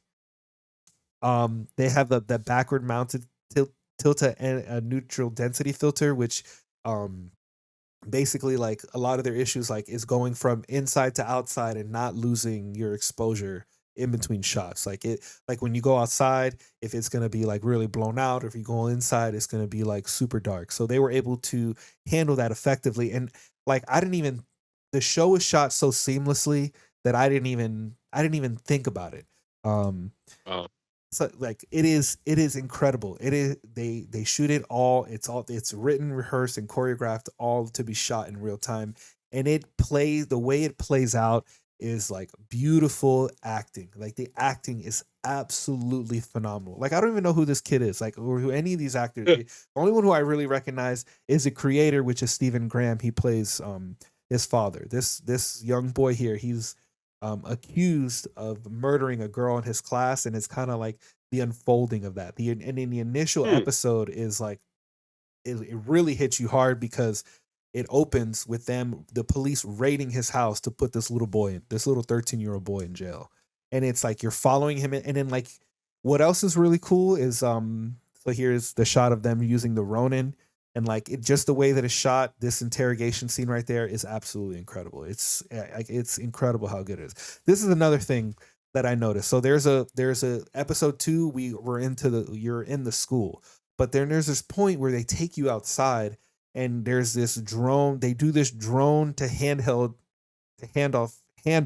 and it's done so seamlessly that literally after the episode, I'm like, how the fuck did they do that? How is this even possible? Because you wouldn't even tell that it was this kind of expert handoff would do it. Like the shot compositions are so complex, wrapped up in this beautiful storytelling, that like it leaves you in awe. Like it absolutely leaves you in awe. A lot of people are saying that it's this year's Baby Reindeer. I wouldn't necessarily say that, because that Baby Reindeer, I annotate that to that guy's experience. Whereas this is just, you're given this great story, but the technical achievement that is used to complete the show, it is absolutely incredible. I've been in awe of like how great it was. I highly recommend it. I have like 20 minutes left of the 4 episodes, because it's a 4-episode miniseries. Each episode is about an hour long, and it's amazing. It's fucking fantastic television. It is 100% worth your time. You haven't finished it yet, so you had 20 minutes left in the final episode? Yeah. Okay. I was curious if you're going to start this or not, because this was obviously, I think this is up my alley. Yeah, this is definitely up your alley. I heard that this was on a lot of people's radar, and it really kind of came out of nowhere. It's just like, oh, another thing. And this is what Netflix does from time to time. It's like, oh, we're just going to drop this little thing here. Like, don't know if it, this looks great. Here you go. And then all of a sudden audience discover it, and we're like, whoa, and that's just the magic of Netflix from time to time. Yeah. Sometimes they promote the hell out of their shows and they want people to watch it. Other times they just kind of slip it in there with no marketing whatsoever, and it becomes a huge hit. And then the things that attracted me the most was the fact that every shot was a one shot, like 4 episodes, one shot each episode. I have yet to see it yet, but that has been now moved up to the top of my list, considering that it's only 4 episodes. Like, I can get that done in a weekend. Yeah, if you watch it, let's like fully talk about it next week, because I'm willing to watch it again. That's how good it is. Wow. My plan is to watch it sometime this week for next week's episode. That was always my plan. This week I did not have the time, but this was already on the top of my list. And then it comes down to, like, I don't even know what to watch next. I know we briefly mentioned Paradise, which it's a great show that I have yet to start. Severance, White Lotus, Invincible season 3. There's so much great television out there right now. It just comes down to the point of which one you want to start first. Yeah, it's really hard, but I mean, as far as like great writing and technical achievement, this is it. This is it right here. It's so good. Like, I can't even stress enough how good this show is. Like, it's already going to be on my list. It's already hitting the top 10 list for the year. That's how good it is. Well, I can't wait to watch it then. But yeah, besides Daredevil and what stuff we're going to talk about, that's all I got. Okay. A little movie that I saw on Peacock is from Focus Feature, is Pharrell Williams' kind of interesting biopic of Piece by Piece. This movie should have been nominated. I think I would have taken out, like, Wallace and Gromit, The Revenge, Most Fat, whatever the fuck that was. Great use of claymation, whatever. But, like, if we want to have a well-rounded nomination segment, like, we had 2 claymation films. Keep On Memoirs of a Snail, fantastic. Kick out Wallace and Gromit, put in this Lego masterpiece. It's such a unique way of telling the story. I wouldn't say masterpiece. That's not so much. Sorry, that's the wrong use of word there. But it's good. It's good. It's different. It was a really good movie. Like, animation by Lego, like, that's fucking interesting. Like, that is interesting. A biopic with Legos done in an effective way. Like, that is totally interesting. Yeah, done by Focus Feature in partnership with Lego. Like, even it was also in a meta in a way where, like, Pharrell was like, yeah, we're making the stories. Like, yeah, did you hear you're making it from Legos? Like, yeah, it's weird, right? And, like, it's in a form of like there are some cases where they're like, yeah, like, you can't believe this movie is being made. He's like, yeah, man. Out of Legos too. He's like, yeah, I don't know how we're gonna do that. And it's very meta in the way that, like, it's very self-aware of what this is. It is a biopic, but we're doing it in an interesting way where, like, in a way, this almost feels like Pharrell. This is the only way Pharrell can tell the story based on the story that we got. And it's about a young kid raised in Virginia Beach, who had this aspiration for the love of music. And he wanted to be this big artist, but yet found an avenue of just creating these unique beats that has background and music history that we're probably unaware of, that Pharrell even made those beats in partnership with his friend as well. And then, like, we know him as, like, this artist, but way before that, he was redefining the genre of creating unique sounds that everybody wanted to be involved with, and became a millionaire for doing it. And I think it was an interesting perspective, and, like, the fact that it was in Lego form was not distracting at all. It actually enhanced the story that he was trying to tell. The one thing that made me audibly laugh out loud was that he was having a conversation with Snoop Dogg, and around you saw smoke, and then literally next to, like, in the scene, they didn't draw any attention to him. It was just some guy in the background spraying PG spray all over the scene. Did he? That's funny. It was so funny. I was like, they did not just put, like, literally this Lego person is spraying a can of PG spray to give it smoke in the area. We all know it's weed, but in the sake of this scene, it's PG spray, and it had me dying. I had to pause the movie because I couldn't stop laughing at that. That was genius. That feels like Lego humor all the way. But yeah, I think the story lends itself pretty well. It's a solid, like, hour and a half movie, and it gave me a perspective about Pharrell that I've never known about him before, and it told an interesting way. I highly recommend anyone to watch it. Like, even if you have any interest in music, maybe not his style of music, but just music in general, it's kind of an inspiring story. And they don't ignore the fact that this is being made from Legos. They actually talk about it quite a bit, and it definitely, for me, it does enhance the story. Oh, I'm kind of intrigued. I'm kind of intrigued on it now. Mm-hmm. It's on Peacock for anyone who wants to watch it. Another thing that I was really excited to watch, for whatever reason, was Kraven the Hunter. It came on Netflix, coming off of its very poor reception in theaters. Sony has a deal with Netflix, so a lot of the Sony movies goes on Netflix. So I knew it was eventually going to hit the streaming service. And when it did, I feel like that, like, all right, let's see the movie that told Sony we're not making these movies no more. And I will say this. It is not as bad as the other two films that came out. Okay. Which was outside of the Venom movies, because they had 6 of these. They made, in total, Sony has made 6 of these villain movies, 3 of which were Venom, and then you had Morbius, Madam Web, and Kraven the Hunter.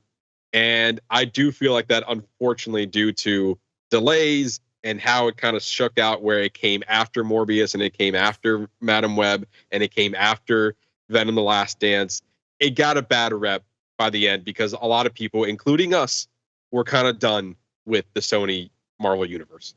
Like, these movies are garbage. You're not even trying to make good movies anymore. You're trying to make a cash grab. We as an audience are up. We all know what Sony's doing, and we're not going to give these movies attention anymore. And we're not going to go and spend our hard-earned dollars to the theater to go watch these anymore. We would rather just watch it at home. And I will say I'm happy that I watched this at home, because I think I would have been upset if I paid money again to go watch this in the theater. But that being said, the fact that I was able, in the comfort of my own home, the fact that I could have paused it whenever I wanted to, the fact that, like, I had that freedom, that I don't feel like in a way that you're kind of trapped, quote unquote, in the theater. Yeah. It turned out to be a better viewing experience otherwise. I think they told a solid story. Just, again, some of the acting choices were not great. Some of the chemistry, especially with Ariana DeBose and Aaron Taylor Johnson, was not good. Poor direction whatsoever. I think the editing was poor, and some of the visual effects, which we come to expect with some of these movies, were also poor. There were some scenes, not as bad as Madam Web, but there were some scenes that just had poor ADR, and it's like, what are you doing, Sony? But I did like some of the direction it went with Kraven the Hunter, and I think this was a better version of Rhino that we got in this movie than we did with Amazing Spider-Man 2 with Paul Giamatti. That was awful. This was a better version of the Rhino character. And you can see where, like, if they were to continue, they set up an interesting storyline between Kraven and his brother, who turned into the Chameleon at the end of the movie. Spoiler, for anyone who's going to watch it. But, like, I think there was some stuff there that was worth it. I don't think they really leaned hard into their R rating. Yeah, there were some, like, bloody fight scenes, but not a lot to justify, like, oh yeah, we're going to be so gritty and doing this. It's like, yeah, it was like it's almost like it's like a soft R, where it's like this could have easily been PG-13 and no one cared. And we might have used the word fuck once or twice, and now we're R-rated. But yeah, I think if this movie came out before Madam Web, and like because I did not like Madam Web, as you already know, and we did not like Venom the Last Dance either, probably the worst of the Venom films. Yeah. But like, if Kraven the Hunter came out before those movies, even before Morbius, I think we would have had a different expectation going in there. It's like, oh, this isn't great, but it isn't bad either. And so, kind of Sony ending their Marvel run on a sour note. But this movie was fine. It's watchable. I'll say that.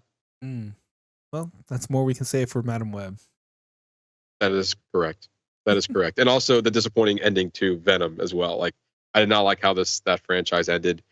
At least Aaron Taylor Johnson, he's gonna commit, and he committed.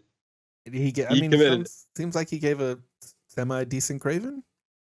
Yeah, I don't disagree. Like, yeah, I mean, if they were to continue this, they won't. But like, if they want to like bring back Aaron Taylor Johnson as Kraven under a different director, then yeah, I think he could be good at it. Like But bring him into the I'll- fold as the MCU Craven. I think he'll be fine.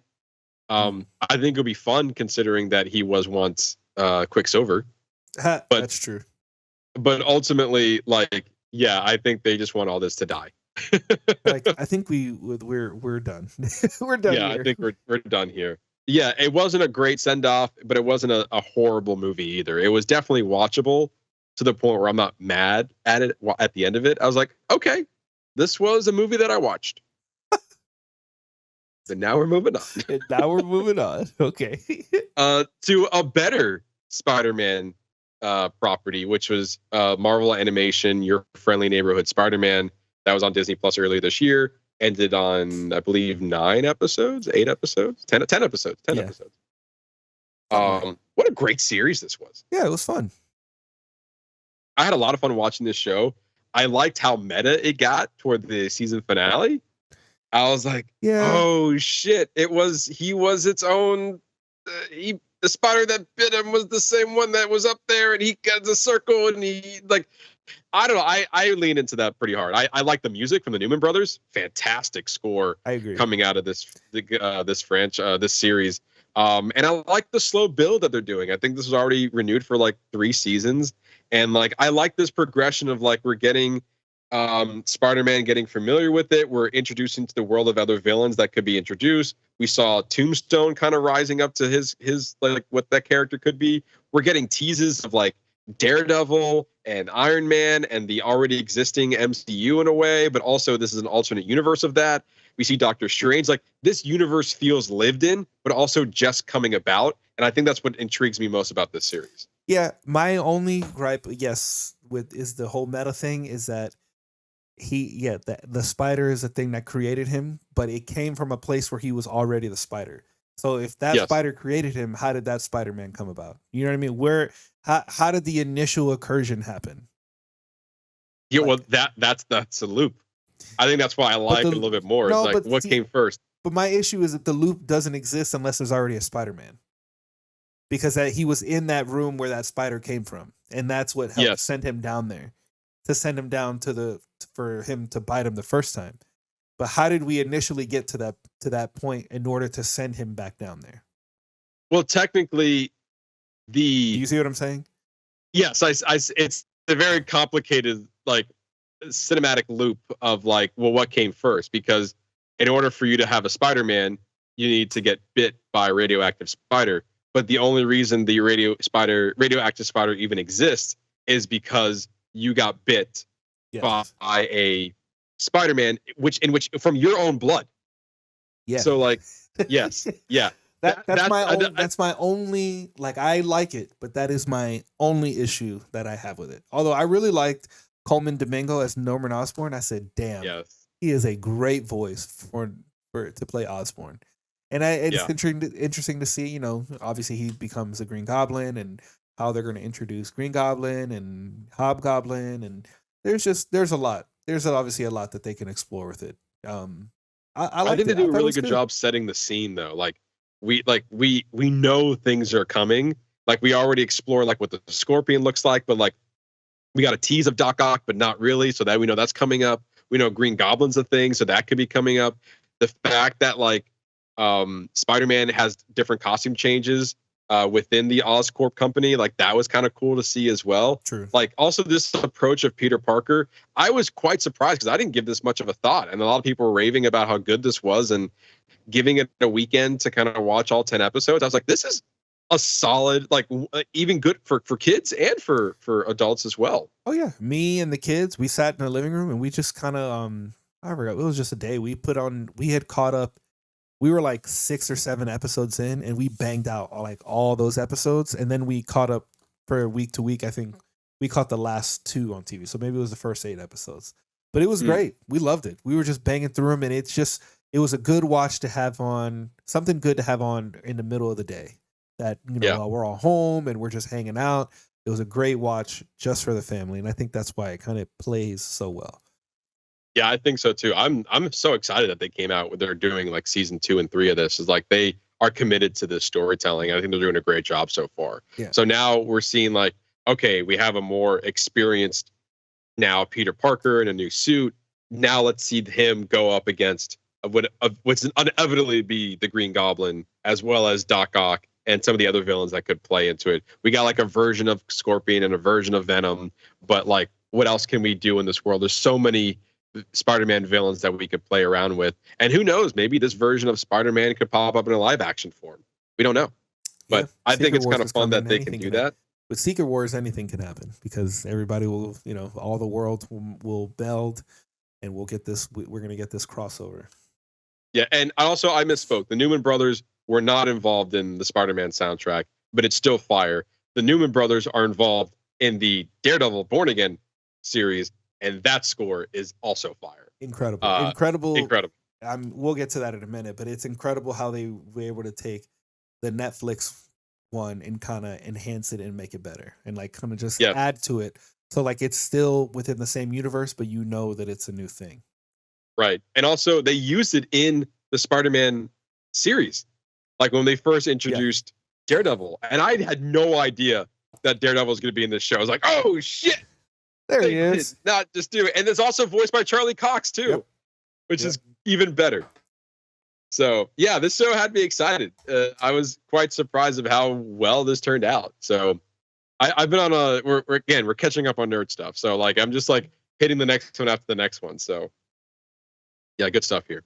But yeah, let's talk about Daredevil Born Again. Let's start with season 3, episode 3 from this new series. And man, what an episode that was. So episode 3, The Hollow of His Hand, written by Jill Blankenship, who is known for Arrow, director Jeffrey Nakimoff. In this episode, Matt Murdock defends Hector Ayala, aka the White Tiger, a vigilante accused of murdering the police officer. The story unfolds as a tense courtroom drama, with Matt now prioritizing his legal career over his Daredevil identity, partnering with Kirsten McDuffie to prove Hector's innocence. The case resonates with Matt's own past, highlighting his own internal conflict between law and vigilantism. After their key witness, Nikki Torres, falters under pressure from corrupt cops, Matt wins the case by revealing Hector's identity as the White Tiger, securing a not guilty verdict. However, the victory is overshadowed when Hector, resuming his vigilante role, is fatally shot by the assailant wearing the Punisher skull logo. Meanwhile, Fisk, now mayor, escalates his anti-vigilante agenda, setting the stage for darker developments. This was a great episode. I loved it as a courtroom drama. I think it worked really, really well. I mean, seeing, like, to me, like, and then kind of this sentiment leads in also in episode 4. Like, we're at 4 episodes in. We've only seen him in the suit in the first episode, and I am not bored whatsoever. This is great television. I think it's working really well. Just this exploration they're able to give us through of the Daredevil character. And I thought the episode was great. And then ending on that note when he just walks up to the street, and I didn't really see the man. I didn't see the gentleman. I didn't see him hiding in the shadows at first. When he just comes out and just puts a gun to his head, I was like, damn. Your powers don't mean shit to bullets.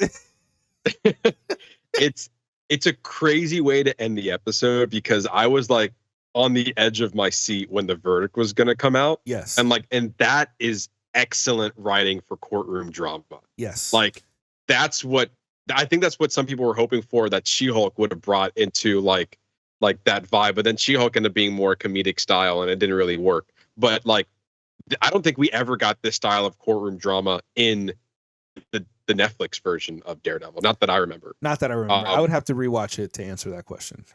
Same. And I feel like the last thing I remember that had like a really good courtroom drama setting was when Daredevil and Matt Murdock was defending Frank Castle in court as a Punisher. But after that, like especially season 3, which I'm fresh off of watching, they never really had a legal courtroom drama setting in there at all. It was all about like Matt Murdock trying to, find himself again, and all the drama happening with Wilson Fisk and Bullseye and Augie and Karen and all that stuff. But this was like the first time from what I remember was a true courtroom drama that I thought with the White Tiger was going to span over a couple of episodes. I kind of liked that it was just consolidated into a 1 hour, like 50-minute episode. And it made the pacing go by very quickly and made it less drawn out. So that when you go into this process and you see him like, going through the trouble of getting their witness, and then all of a sudden you finally get him to the stand after he was potentially going to get murdered on the street, and only for him to lie, and you're like, ah, no way. And then then they decided to go throw a curveball, even though they said that they weren't going to disclose the White Tiger's identity. Matt Murdock pulled a curveball and was like, he's the White Tiger. And then they were able to get a defense, got him not guilty. And then you just know. I just knew going in there, it's like, this can't end this way. And then literally, like, it's too happy of an ending. And then for all of a sudden, to someone wearing the Punisher outfit, shooting him point blank in the head. And then it ends on the chirping of the frogs that he was talking about earlier in that episode. I was like, fuck, that is great television. Right? Wow. Wow. I was like, to your point, he's only been in the suit for 10 minutes in the first episode, but you don't need it when you have that great of writing in an episode. I mean, between that, and what we're going to talk about in episode 4, and then that moment that I believe it's episode 2. Yes, because it's after Fisk becomes mayor, and we have that sit down between Matt Murdock and Wilson Fisk, and it's just like, that was before he became mayor. That's episode 1. That's right. You're right. Excuse me. That was in the pilot, and then it was just like that mental sparring that they had back and forth. It was just another moment. Was just beautifully written, and I'm just so excited. And then leaving in, you have anything else you want to say about 3? Well, it just kind of like Matt Murdock is putting full trust into the system. Yeah. In this episode, he's like, even the same thing with Bullseye. He was like I'm going to leave it to the system. That's what Foggy would have wanted. He wants me to be a good lawyer. He doesn't want to be back in the suit. All that stuff. And then for him to get a win, and he's finally at least a little bit happy. He's like, you know what? Justice won today. Only for them to shoot him point blank at the end of that episode. You're like, fuck. You know what? You put back on the suit. You get it. We get it now. We get why. It's the build up back into the suit. Daredevil born again. Yes. Yeah. That's what this show is.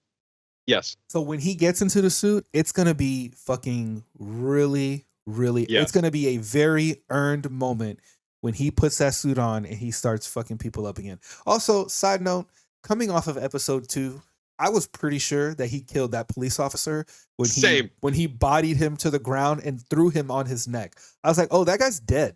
And then he came back, and he wasn't wearing a collar, like a cervical. He wasn't wearing like a neck collar. He had a couple of bruises, and that was it. I was like, okay, all right. Yeah, it was just like a scarred, like a little bruises on his face, and that was it. I was like, yeah, I agree with you. Like, you should be coming in like the scene from The Incredibles, where like he threw his boss against the different all the different floors of the wall, and then like next time you see him, he's all like stitched up and he's barely moving with the brace and like all that stuff. That's how that cop should have been like at the end of that fight. Like, dude, you should be in a body cast. They should be wheeling you in to see the verdict. But that also leans into episode 4 of like this pent up aggression going with Matt Murdock and even Wilson Fisk.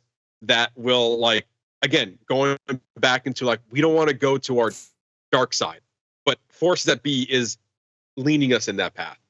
I really like what you said about your explanation of episode 3, because I think it lends to what the buildup what we see happen in episode 4, where episode 3 is his trying to follow the line of what Foggy wanted and wanting to be a lawyer. And then we see the fallout from that in episode 4. You good on 3? Yep. Okay, so episode 4, Sic Semper Systema. Writer David Feig and J.C. Whitgow, director Jeffrey Nakamoff. Following Hector Ayala's murder, Matt Murdock grapples with guilt and disillusionment over the legal system's failure. His investigation into killing leads him into a shell casing marked with the Punisher's skull, prompting a confrontation with Frank Castle, John Bernthal, marking the Punisher's dramatic MCU return. Their clash blends brutal action with raw emotion as Frank challenges Matt's retirement from vigilantism and forces him to face his suppressed rage over Foggy's death. Simultaneously, Wilson Fisk navigates the frustrations of mayoral life, depicted with dark humor through scenes of him enduring choirs and bureaucracy. Fucking hilarious. That was a great scene. While dealing with Vanessa's affair with Adam, an artist he's imprisoned rather than killed. Matt's pro bono defense of a petty thief, Leroy, further exposes systemic injustices, nudging him toward reclaiming the Daredevil role. The episode concludes with Matt retrieving his billy clubs and a glimpse of the serial killer Muse who crafts art from victims' blood, hinting at escalating threats. I think so far this episode has been like top tier. That moment between John Bernthal and Charlie Cox in this scene is the reason why I watched this show. Like, the writing in that scene alone is fucking giving me chills just thinking about it. Like, when he's talking to him about guilt and shame, like, it feels real. These are fake characters, but that moment felt so fucking real between the two of them in that whatever subway office, whatever it was. And when he's getting him to confront that he needs to be Daredevil, and that he sees the guilt and shame in his face because it's something that he lives with. It just felt so earned. I saw this video online, and it was a guy working out of the gym. He's like, I don't need to listen to any music. I just need to listen to the Daredevil tell Matt Murdock on why he needs to be Daredevil and dealing with himself, and just confronting morality and it was just fucking top tier writing. It was just an incredible moment in the show. I feel like, to me, as far as Daredevil Born Again goes, like, that is the pinnacle of where we're at right now. It's like that's the pinnacle moment in this series so far, is this one scene between John Bernthal and Charlie Cox, their confrontation, cueing his return into the MCU. I think it was a beautiful moment for the Punisher and Daredevil. Yeah, I will admit that this episode felt like a little bit of a slow burn for me up until that moment with the Punisher. Yeah. Like, once he came into the scene, you are glued to the TV. Yeah. And you're like, their confrontation and the line that, like, I think it was right before the, like, Daredevil or Matt Murdock hit Frank Castle. And he was like, you have to be Daredevil or whatever. And he's like, he wanted to put trust in the system. And then Matt Murdock just yells, like, he got life, like, meaning like he trusted into the system. Bullseye got life. And then Frank Castle came back with a bomb ass line. He got, what about Foggy Nelson? Did he get life? Fuck me, man. We're all like, he did. It's fucking just Chills, thinking about chills, it. I just got chills just thinking about it now, because it's what an earned line. Because that line is, he's right. He's like, does he get life? No, he doesn't. He doesn't get to breathe the same air. You have to breathe the same air as him while Foggy's in the ground.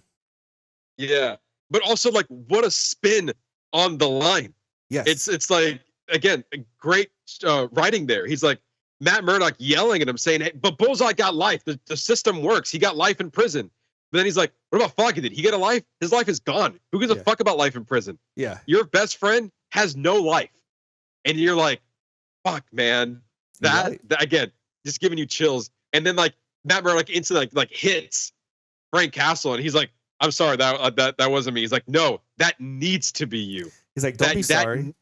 He's like, that's the first real thing you've done, Red. That's the first, or that's the first honest thing you've done, Red. And and it was amazing that he was there to help him expose that darker side of himself that he shows him that he needs to address. Like, you need to address this darkness was inside you. And we've seen it, like, little cracks of it come out. The ending of episode 2, when those cops hit him, and he just puts, like, he has like this, like, he like laughed. He had like this, like a knowing laugh. Like, he felt it within him. He's like, oh, like, you've knocked out Matt Murdock, and Daredevil's here now. Yeah. And also, like, you can even see some of his snarkiness when he's talking with the guy that he's like for the petty theft. Oh no, you talking about the guy in jail? But the guy in jail. Yeah. And he was like, I need to get out of parole. It's like the best I can do. Like, he's going back and forth, and like also another great scene. Like, I didn't know where it was going until it actually happened. It's like, okay, I see what you were doing here. And like him just being a lawyer again, and like him just taking on a petty theft case, and the guy behind bars is like, I need to be on probation. And he's like, I don't know, based on your track record, the best I can do is this. And he's like, what about a scroll? And he goes, nope. It's like, maybe a scroll did it. He's like, no, not happening today, buddy. And then like he has to sweet talk the lady to give him 10 days. And he's walking in here thinking 10 days is a win. But according to that guy, like 10 days is not a win because he was in jail for doing other things. And he was able to miss his food stamps. So by the time he got out of jail, he was just on the streets hungry. So like, yeah, sometimes that, like me, like stealing, like sometimes you just want something nice and you're tired of just eating garbage. And like that line hit. And then Matt Murdock was like, you're not wrong. And then it just ends there. Like it kind of puts him in perspective of where he stands. Like, even though you're doing all you can within the system, sometimes the system still fails you. And that right there alone puts him back into like, I'm just going to go and check out some of my old suits and I'm just going to play around with my like little batons and whatever. And it's like, you see the inner workings, like no matter what Matt is doing is just not working. The system keeps failing him. And when the system fails you, you put back on the suit and you're just going to be roaming the streets as Daredevil.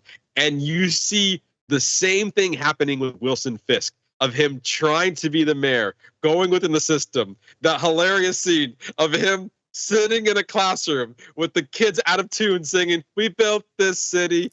And then he so, and then he was like, and now we have another song. It's like, no, that's okay. That's all right. But then what I thought was a hilarious nod is that afterwards he goes to the school choir, and then he has to go to this Latvian day thing, and they're singing the same song just in another language.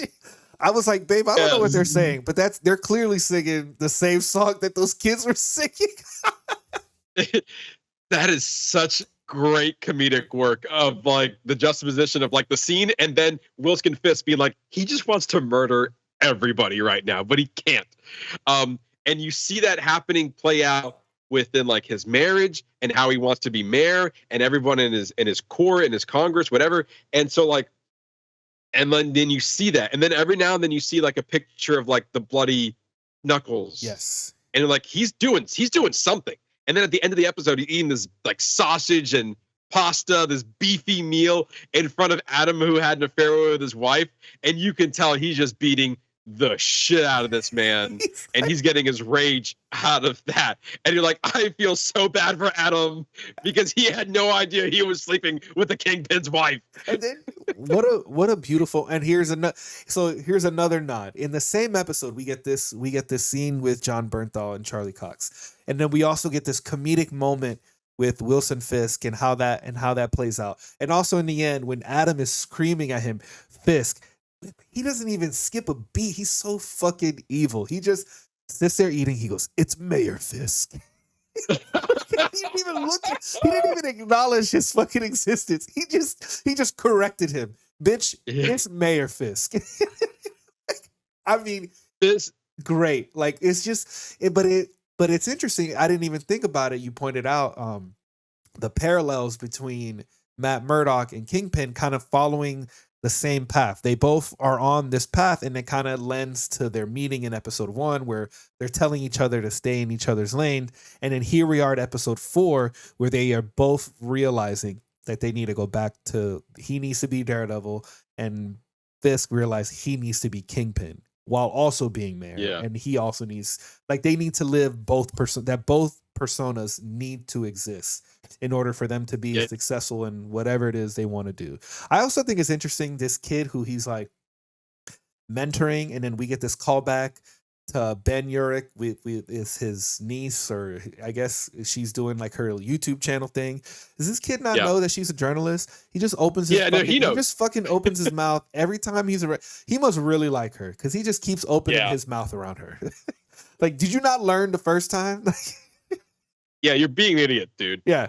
But yeah, that I mean, to your point, that is that, like, he owned up to his mistake, and like, I mean, you saw a piece of like the rage of Wilson Fisk. He's like, who leaked this? And like, excuse me, you can tell he was really upset.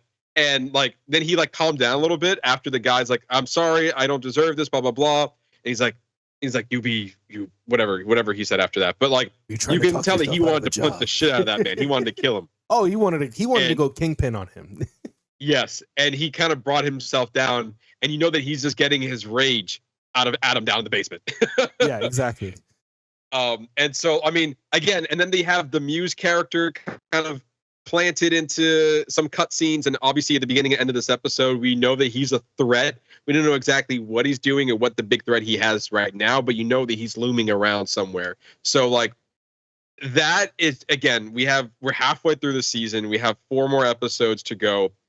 This show has been exceeding my expectations since it started, and I am very happy with the new direction they're going with this show. I feel like now, though, episode 5, we have to see Daredevil back in the suit. Well, I think we've hinted to that. Yeah. He's literally, we went from the early episodes with him just taking a little piece of the cow that Karen gave him.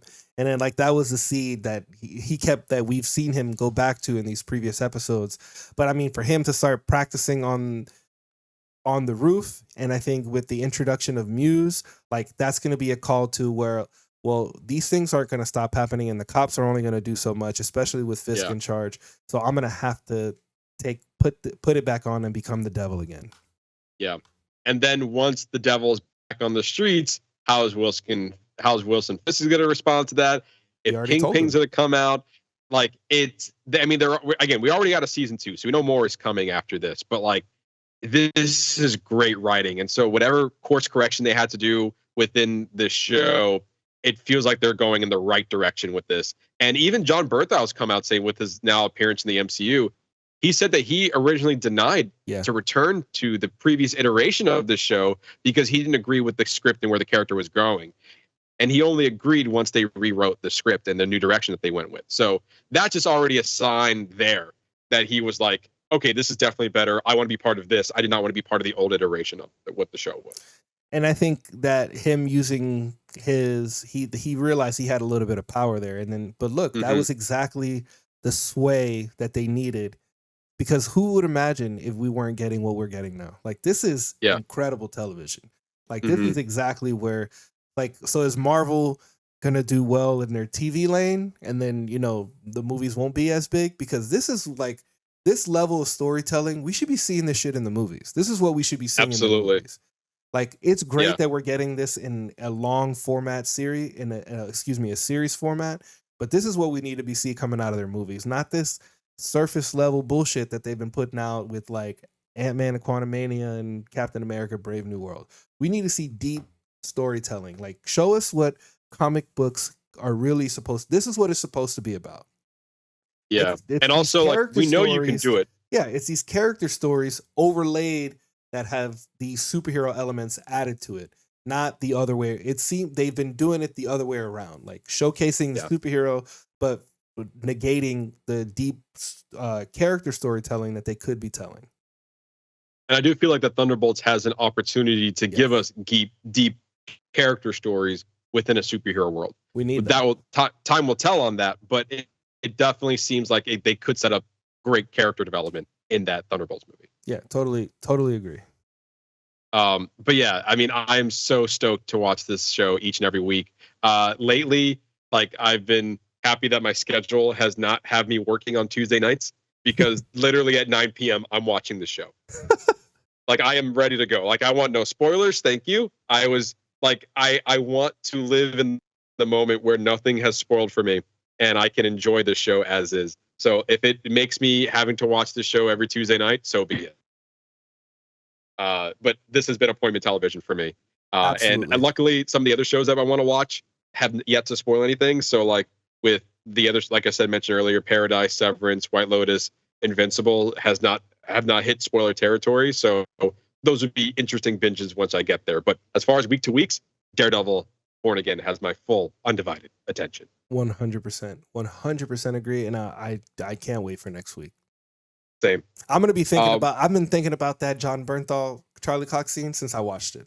I've been like every time I'm like, God damn, that was a good scene. Like, oh my God. Like, it just, I don't know. It was just it's great writing. I'm super excited.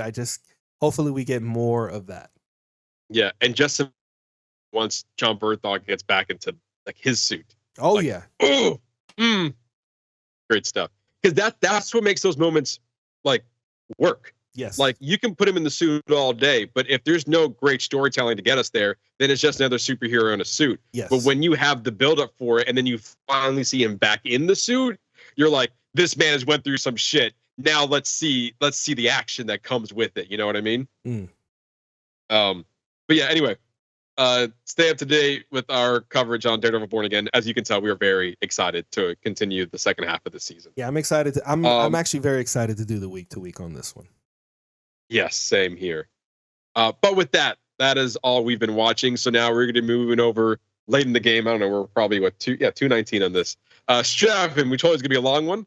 We're going to be diving into our spoiler review of Bong Joon-ho's new film, Mickey 17. Ernesto, we'll start with you. Your thoughts on the film. I almost want to start with you because I feel like you're gonna just shit on, like you're just gonna undercut everything I say. I'm not gonna shit on it. I'm gonna tell you, It was just I really enjoyed this movie. Like, not for nothing, I really, really enjoyed this movie. I just really loved how campy it was. Like, I was totally here for all of that. I think that the comedic feel that Bong Joon-ho brought to it is exactly what this story needed. Because it was able to, like, you know, there's Mickey's identity that we get to, where the dual roles and the cloning. Like, is Mickey 17 and 18? Are they separate people? Are they the same person? Like, they're just, in the book, it's 7 and 8, and they're separated by 6 weeks of experiences. Because the one that comes out has the memories from 6 weeks ago, whereas the Mickey 7 is more, he's a little bit more experienced. Where in the film, they went with 17 and 18. And I was reading in an interview with Bong Joon-ho where he's like, they're going to be using and abusing him. So we need way more iterations than just 7 and 8. And I think the way that they showcase that, I mean, this kind of like this touch on like like what animal testing does, having people eat fake meat and like just testing all these different things. And like, do you ever think about the animals that they get tested on and what it's like to go through them? Well, let's look at it through a being where you can understand and hear and listen to everything that he has to say about that experience, like testing drugs on him, testing environments on him. Like when he goes into the atmosphere and you're like, just open your mouth, take deep breaths. Come on. I want you to breathe in as if you're breathing in every known virus that's here. And then they bring him back and they fuck him up when he's on the outside of the ship and he's climbing back and he's looking at his hand and they're just like, oh shit. Like they're looking at him from like enjoyment whenever they get a chance to kill him. Like the shoddy print work when like the one time they forget the table and he just fucking falls on the floor. Like they don't care about him. He's a thing. He is a tool that they use. And to me, it was more evident in the movie than it is in the book about their disdain for him. And I thought that was really interesting that he was able to bring that to the film. And I was able to connect with that in a way. Yeah. Okay. First, you're not wrong that I did not enjoy this movie. I know you didn't. But that being said, though, because I saw this movie almost a week ago now. Right? Did the movie come out a week ago? Yeah. This movie, yeah. I saw this movie almost a week ago at this point, and I will say that it has been better the more that I thought about it. My initial thought about the movie I've been in favor of the movie more than when I walked out of the theater, because it was, to me, I had to think about it a little bit more. But my initial reaction walking out of it was like, what the hell was this, man? What did I just watch? Bong Joon-ho, like, this isn't Parasite. But then in some cases it is. Yes. It is Parasite. Like it is like a little bit of Okja. It's very in line with a lot of his films that he's done in the past. I would say it's probably closer to Okja than it is Snowpiercer and Parasite. It's because Okja was a little bit comedic too, and he was the same thing where he gives us this like exaggerated reality to get his message across. And that was the same feel I got with this one. Like I feel like between if Snowpiercer was more about class and Okja was more about animal cruelty, and then Parasite was a little bit mix of greed and class as well. This movie encompasses all of that into one movie. And the more that I thought about it, I made it realize, like, okay, this is still a Bong Joon-ho's film. It's just it kind of takes from other parts of his filmography that he's done in the past, because even The Host, from what I remember, is also kind of campy, in a way, and so was Ocha, and so he just brought that campiness over to Mickey 17. And I think, to me, I was more going into it thinking of like Parasite, and Memories of a Murder, or whatever that movie was called, or Memoirs of a Murder, maybe that was it, and those had a little bit more serious tones, and the trailer was definitely not leaning into serious. That's a given. But I was maybe thinking that was just more of a trailer facade. But ultimately, this movie definitely had a campy feeling to it, and I think that's what. Sometimes it works for me, sometimes it doesn't. I think it's just the mood that I'm in, if that's going to work for me or not. And at the time I was watching it, it didn't. But as the more I thought about it, I was like, okay, this is more in line of what he's done in the past, so I can't be like too mad at it. But at the same time, Robert Pattinson's performance in this was definitely one to see. Like, he committed to this role. As far as like Mickey 17 and Mickey 18, like, they were two different performances. Yes. As well as what the movie was trying to explain, that yes, these are copies. Like, this isn't a how do I phrase? I think the book kind of explained this too. These are two different people. You're not getting the same version of Mickey. You're getting the memories of your previous version, like a copy of it, but who you are is your own self. And I think that's something to think about that was interesting, that this, like, we've seen like either clones or like replicants and seen in other movies, but in this version of it, of like, we're not cloning you. We're making a copy of you, and then the decisions you make from there are your own moving forward. And so you only retain what the other version did, but that does not define you. And we see that with the difference between Mickey 17 and Mickey 18. Yeah, and I think this is something that I think the book explored a little bit more, because there's a point where they have to go out to try to catch one of these creepers, and he's talking to in the book is Chen, but I can't remember the girl's name in the movie, but it's the one who ends up going to the dinner with him. That character in the book, they go out on patrol together. And he's dressed way differently than everybody else. Everybody's got full armor on, and they have the burners on. And she asked him, well, why are you doing like that? Well, because last time before I died, I had all that stuff on and I didn't make it. So I need to make different decisions. But now, if he hadn't gone through that experience and remembered it, he would have donned the same thing that everybody else did. And that, in turn, in that moment, it helped him, because he actually, there was an attack. There was a creeper attack, and him and her were like one of the only ones who were able to survive that moment. But it leads back to, well, who are you? You're in a culmination of all your past choices. So what if you remember? So he has a remembrance of mostly all his past choices. Some of his deaths, they weren't recorded. They had to show it to him. It's actually more in the book than it is in the film. But then, who are we? I mean, we are a culmination of all of our choices, and when we make mistakes, we view those as, well, I'm not going to do that again, because I already saw what happened. We're not going to die per se, but you're going to avoid the mistake that you made last time. And I think that's what they were able to highlight really more so in the book than they did so in the movie. I thought it was really interesting that we got a little bit better exploration of Marshall, which is Mark Ruffalo's character. They exaggerated him more in the movie than they did in the book. In the movie, he's like this Trumpy, cultish, like dictator, like almost like TV personality in the movie. Yes. And I thought to me, it played well, because everybody was like exaggerated versions, because just because of the setting we were in, it lends to that you can get away with being like a little bit more campy, a little bit more exaggerated, because we're in this like futuristic alternate universe. Yeah, and also to the point where like Mark Ruffalo's character had lost the last 2 elections to either become president or mayor or whatever powerful figure. So instead, he decided to like start his own colony of followers up into space, and was using the cloning, copying experiment up there so they can for science. They're able to use it for science. It's like this type of technology.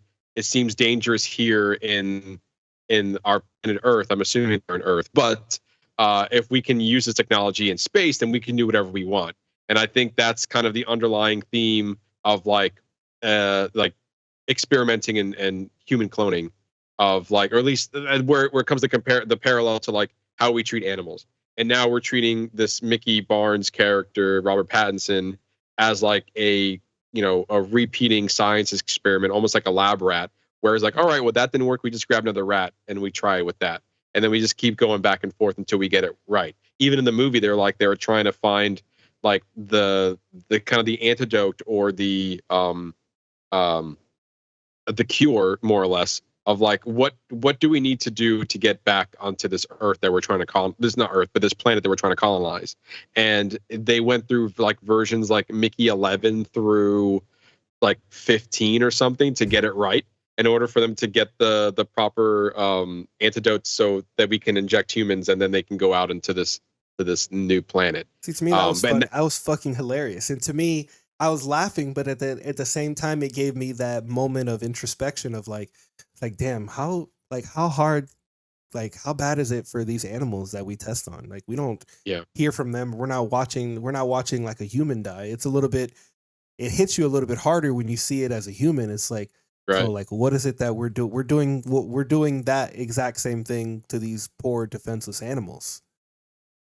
Yeah, and I feel like that's where, again, the things I weren't thinking about in the moment that I was watching it, but something that I was like thinking about afterwards. Like, oh, you know what? I wasn't thinking of it in the moment, but he's basically a human science experiment. Yes. And when he dies, they just have the legal rights to make another copy of him. But what the movie did a really good job of that is like each version of Mickey is not the same person. It's a completely different person. And they even, in a more kind of like dark comedic way, we're doing this is like, hey, you're going to be the shortest living Mickey there was. And he was like alive for like 2 minutes or something, because this version, all they was just to test it. They knew he was going to die immediately after this. And it's just, to your point, like, is this how we treat animals on a daily basis for the sake of science?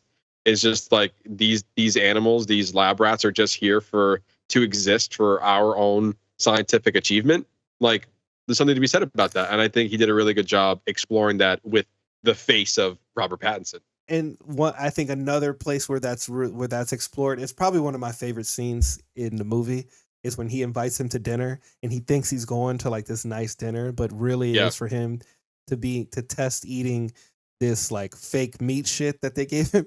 And so he starts screaming in pain and everybody's like, oh, what happened? Oh, he's in pain. Oh, look, now we can test this other experimental medicine that ended up being like this, what was it? Like this, some kind of mass thing that was eating his brain alive while it was also trying to cure his pain. And they were able to like eventually bring him back.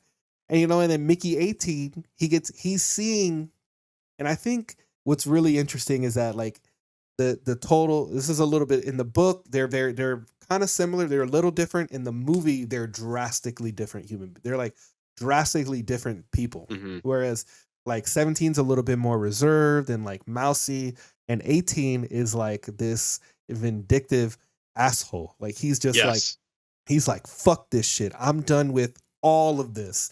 He's like, when he's explaining to him what happened, he goes, so he did all this to you? He put a gun to your head and was going to put you out and was going to kill you like a dog. And that's exactly what I thought of. Like, your dog in a misery, like you just put it like Old Yeller. Like that's how, when he pulled the gun out, that's what I thought of.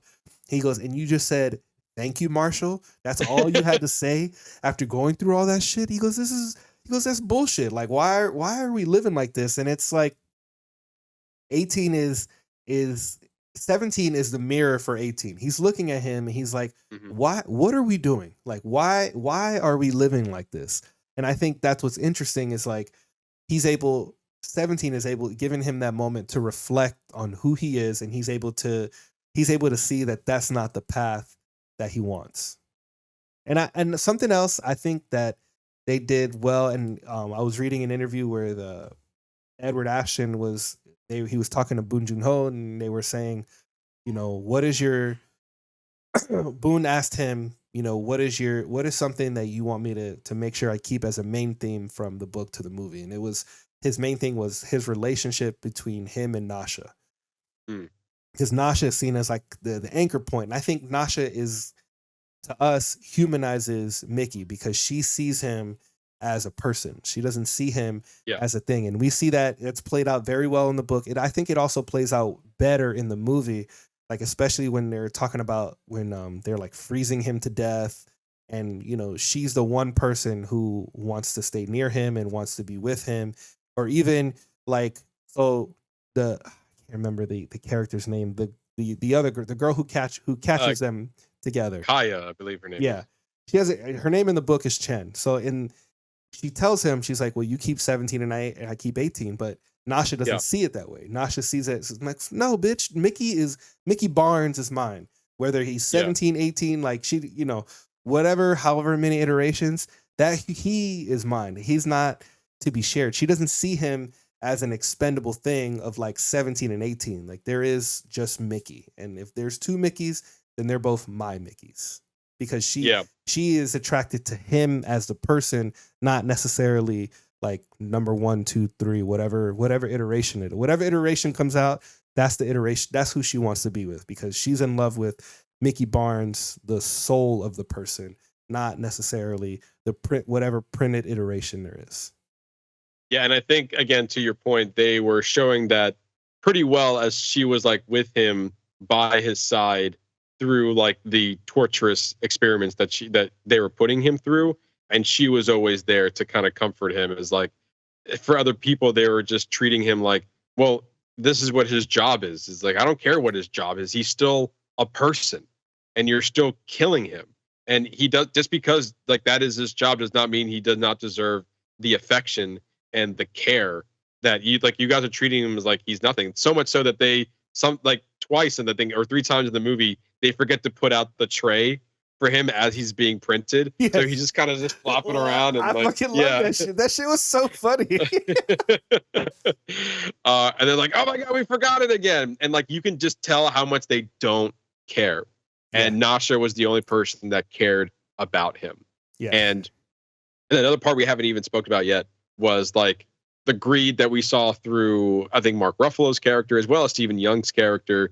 Like Stephen Young is just going out for himself and like wanting to, like he's using Mickey, an older version of Mickey, like the original version of Mickey. He's using him as like a shield. And even now throughout the whole movie continues to use him as a shield because he's an expendable and is like, all I have to do is cut you up to say that you're dead or something along those lines to the people over on Earth. And we're good to go. And it's okay because they would just print a new version of you.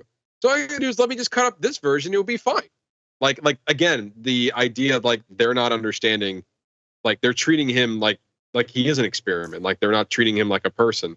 And then you have the greed aspect and the power hungry that Mark Ruffalo was, kind of going about throughout the whole movie and just being ignorant and not really understanding anything about these creepers that they just assume what they are and they're trying to kill people. But in actuality, they just want to live their own lives. They're willing to accept you on their planet, but just don't fuck with them. And they will kill you if you take one of their own. Yeah, that was so 2 things. Tony, I think also with Toni Collette's character, because I think what is she like cut the tail off of one of them. Yes. To make a sauce, and she was like, "Oh, this shit is fucking incredible," and like trying to find those uses of how she can make money off of these things that she sees as property. Very similar to how they view Mickey. They don't see him or them as these sentient beings. And so what I really like is that the book is not a faithful adaptation. Right. But they tell you that through the title of the movie. The movie is not called Mickey 7, it's called Mickey 17. So that alone tells you that there's going to be vast differences. And I think the differences are welcomed in this film. There's certain things that are the same as far as like how they like him and Nasha, their relationship, book, movie, exactly the same. It works very, very well. Stephen Yeun's character is based off of Berto in the book, but in the movie he's called like Timo or whatever his name is. So he's very similar to that character, but the changes they gave him a more of like a very selfish, very antagonistic version of that character in the movie. In the book, he plays like a friend who's like advantageous. Like he's just friends with him because it's convenient and it's easier and he can take advantage of him. Whereas in the film, it's very clear that he doesn't give a shit about anybody but himself. I mean, we have the added element of him like selling drugs on the ship and like, you know, what you just mentioned of him trying to cut him up. Also, I think that the way that they treated the creepers in the film lends to their sentience more in the movie, of like kind of talking to that angle of like animal cruelty. But now we have these beings who he can communicate with, they can talk to, and you can see that these animals are really, really fucking smart. So the ending of the book and the movie, I think the movie ended the movie was way, way better. Like it became the creepers bluffing the humans as opposed to the book where Mickey is bluffing Marshall and them. Right. And then, you know, I think the death of Mickey 18 is more impactful than the death of Mickey 8 in the book. Because in the book, he kind of just like, and it kind of sucks. Like he kind of goes off. They're like, they have to go and plant Marshall gives them same thing. He gives them the 2 bombs to plant in the creepers hideout to wipe them off the planet. So Mickey 8 goes in there and he dies. They just say, "Oh yeah, he's dead." So he grabs his bomb and then he hides it and Mickey 7 is the one who tricks Marshall about the bluff. Whereas in the movie, they kind of give the bluff to the creepers, and they're the natives outsmarting the invaders. So I thought that was a great turn on that same. So using that same element, but changing who's doing the bluffing. I think that aspect lends to the sentience of other beings besides human beings. So I think that plays into what we were talking about, animal cruelty and things like that. And I think 18's death is better. He kills Marshall, he takes him with him, and it's like, I think that plays into him not wanting to live that life and using that moment to sacrifice himself for the betterment of every, like feeling the need to give his life purpose in that moment, to be the one that takes out Marshall and kind of ushers us into this next era of life on Niflheim. Yeah, and also giving Mickey 17 kind of what, you know, he gave him life. A chance. He gave him life. He's I'm going to die so that you can live. Yeah, and also I just love like going back to the bluff where they're like, "Hey, can you can you really like destroy us all just by like popping our heads off?" And then the little one just like go, "Ah!" And then he's like, no, that's a bluff. We can't do that. Yeah. Like to me, I was like, that is fucking great. Like how great is that? And I think they stayed true to the elements of the book while still being able to expand upon the themes that the book and the movie were trying to portray across. I know you said you'd initially, I originally felt like you didn't really like the movie as much, but I feel like I've sold you on it a little bit more. Yeah, like I said before, like, yes, walking out of that movie, I kind of walked out of there being like, damn, what the fuck did I just watch? But like throughout like some of the breakdowns, because that happens from time to time. Like I knew Bong Joon-ho is a great filmmaker, so like I already go in there with an open mind of what this movie could be, and it wasn't exactly my expectation. I kind of felt the same way with The Host as well, one of his earlier works. But at the end of the day, like I recognize that there were themes in there that I just didn't respond to in the moment, and so watching breakdown videos as well as this conversation, like it kind of warmed me up a little bit to the idea of what this movie was trying to say at the end of the day. And I think there's a lot to appreciate with this movie, a lot that we don't see other movies trying to do. And I think he kept it like a comedy, and like he kept it where he did so that it lends to rewatchability. The movie is just over 2 hours long, and to me, it was a fun movie. Like I would 100% watch this movie again. Yeah, I think under a different lens, I would watch this movie again. Like just to give myself a better appreciation for the story that he was trying to tell, and even explaining how Robert Pattinson is a human science experiment. I wasn't really thinking that when I was watching it. So for me, rewatching this film, I would definitely go into that lens and maybe have a better appreciation for this movie and this iteration of the story. But yeah, I think overall, like its themes were definitely stronger. And to your point, some of the comparisons you were talking about within the book, I remember not really responding well to the book at all either. Yeah. And I already knew going into this one's like, I know this movie's going to be better than the book. I just have a feeling that it will be. But you were explaining how you had, there are a lot of similarities. So like, even though this is an adaptation of it, isn't a word for word adaptation, a lot of the themes and the ideas of what Mickey 7 was still very much utilized in the movie. Yeah, 100%.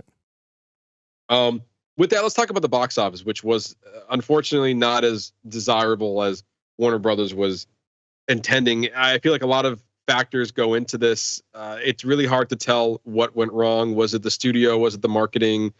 This movie had a budget of $118 million, which is a reasonable size, not like over the top, but I think it's a modest budget given the fact that you have Bong Joon-ho who's coming off of his Oscar win of Parasite, as well as getting a star like Robert Pattinson. The movie only opened to $19 million opening weekend, which is kind of a catastrophe given its large budget. At the time of this recording, the movie has made $35.7 million domestically, $57.2 million internationally, with a grand total of $92.9 million. I was reading an article, and I just want to pull it up here for my own notes, that let's see here. Yeah, the movie is likely to lose between $70 to $80 million. And the film was projected to have a theatrical run of about $180 million at the end of the day. But now, unfortunately, the movie is looking to probably end its run at about 143. And even looking at this now, I don't even see that. No. Like I think it's barely going to crack the $100 million time like bracket there. And it said that in order for Mickey 17 to break even, it would roughly need to make about $300 million. And that is not happening. No. So roughly, I think it might lose even more than 75 to 80. I feel like it's going to be closer to losing about $100 million at the end of the day. Which is sad because like, I don't know if the marketing was not enough. I feel like that when you like, is Bong Joon-ho's not a more recognized name than Warner Brothers thought it would? Is Robert Pattinson's star power not enough there to bring people into the theater? Was its kind of campy storytelling, like the fact from the trailers, maybe got people off as like, oh, this is not, we don't know what this movie is about, so we're not going to waste time to go watch in the theater. Maybe the marketing wasn't clear. A lot of factors go at play here of like why this movie didn't succeed as well as it should have, because a lot of people were expecting it to have a strong $50 million opening, and it went way below that. So it's just curious of like what went wrong here as far it didn't connect with the audience to go see it in the theaters. And will it fare better on a VOD market or when it eventually goes to streaming?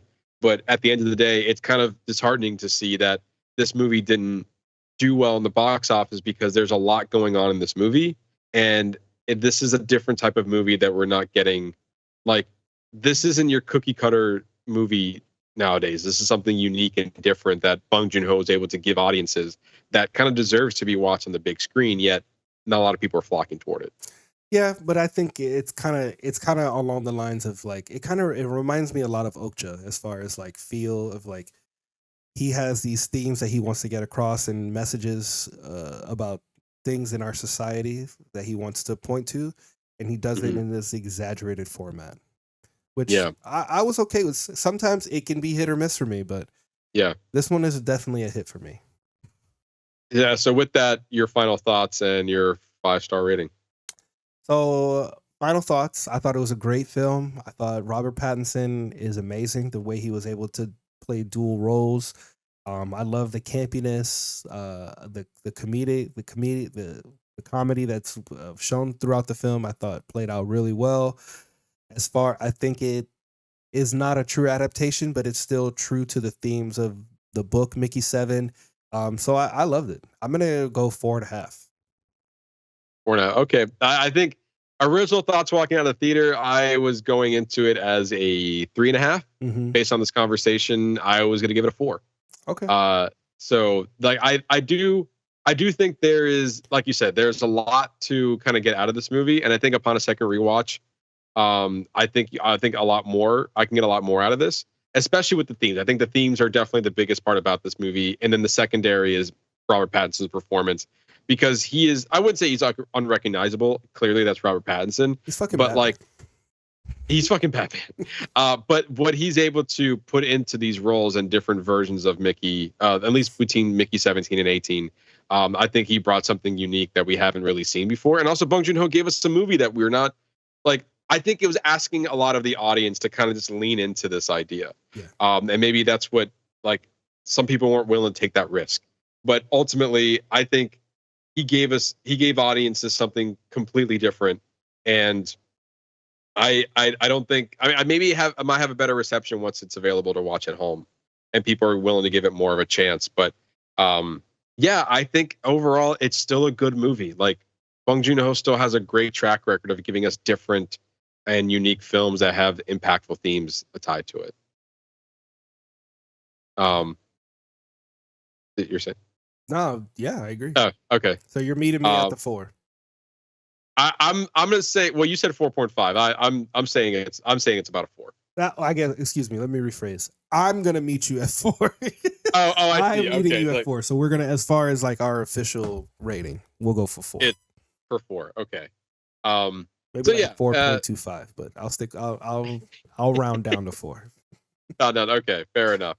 But again, another solid movie from Bong Joon-ho. Like, I'm really curious of what he has to do next. It took him 5 years to get there, but then again, I feel like it was more of the studio pushing this movie back than anything else. I feel like this movie has been kind of sitting here for a while, and Warner Brothers have been waiting to release this at the right moment. And even when nothing else was really happening in the theaters right now, because you're 2 weeks removed off of Captain America: Brave New World, and there's still a good buffer between the next big blockbuster to come out for people to want to watch. So yeah, I mean, it was like 2 weeks after Captain America: Brave New World and 2 weeks before Snow White, another movie that people are most likely going to go watch in the theaters. So at the end of the day, like, this feels like a prime spot for this to be a success, but unfortunately it wasn't, which again, it's a sad thing because this is actually a pretty solid movie. Yeah. But there you go. It was a long episode and we knew it was going to be, but that is all the show we have for you guys this week. Or now, so tell our listeners what they can look forward to next week. Oh, next week we're going to Netflix. We are going to be reviewing the Russo brothers film, The Electric State, starring Millie Bobby Brown and Chris Pratt. So it's not only is it the Russo brothers, but the screenplay is by Christopher Marcus and Stephen McFeely. So this is the team that brought us Endgame. Mm-hmm. So is Electric State Endgame level storytelling? I don't know. We don't. I don't think so, but I'm willing to give it a shot.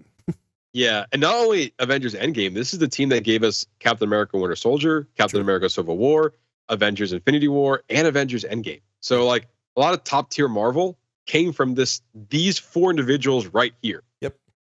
And one of which Chris Pratt is the star of. I mean, he wasn't the star of those movies, but he was in it. At least 2 of them. One mainly. He was around in those. He was movies. there. He was there.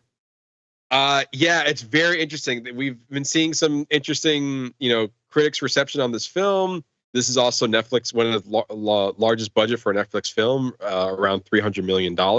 So a lot to unpack here. Whether or not it's good or bad is left to be seen, but definitely a lot to go into, especially depending how we feel about this movie going into Avengers: Doomsday and Secret Wars, which we're having the same team do those films as well. So yeah, I'm not sold on the trailer, but it has my interest for sure. I'm willing to give it a shot. We'll see what happens. We'll see what happens. So there you go. That's all the show we have for you guys this week. As always, you can follow us on all of our social media channels on Facebook, YouTube, and TikTok at Box Office Bingers, our X and Letterboxd page at Box Office Binger, and our Threads and Instagram page at Box Office _Bingers. The fun doesn't stop here. It continues on our social media channels. So be sure to follow all of them for all the latest stuff that we're doing. And we promise we're going to be doing more on our social media channels. The award season kind of taking us a seat back a little bit, but we're going to be more involved again on giving you more entertainment news, as well as our movie reviews and our shorts that we've been doing that we like to do all the time, and be up to date with our letterbox. So all that stuff. So be sure to follow us on all of those channels. You're not going to regret it. Come back next week for more movie fun. We really appreciate everyone for just listening to us just talk about movies. It's we love doing these each and every week, and we appreciate you guys just listening to us. Come back next week. You're not going to regret it. For that, I've been your host, Matt Diaz. And I've been Ernesto Santos. See ya.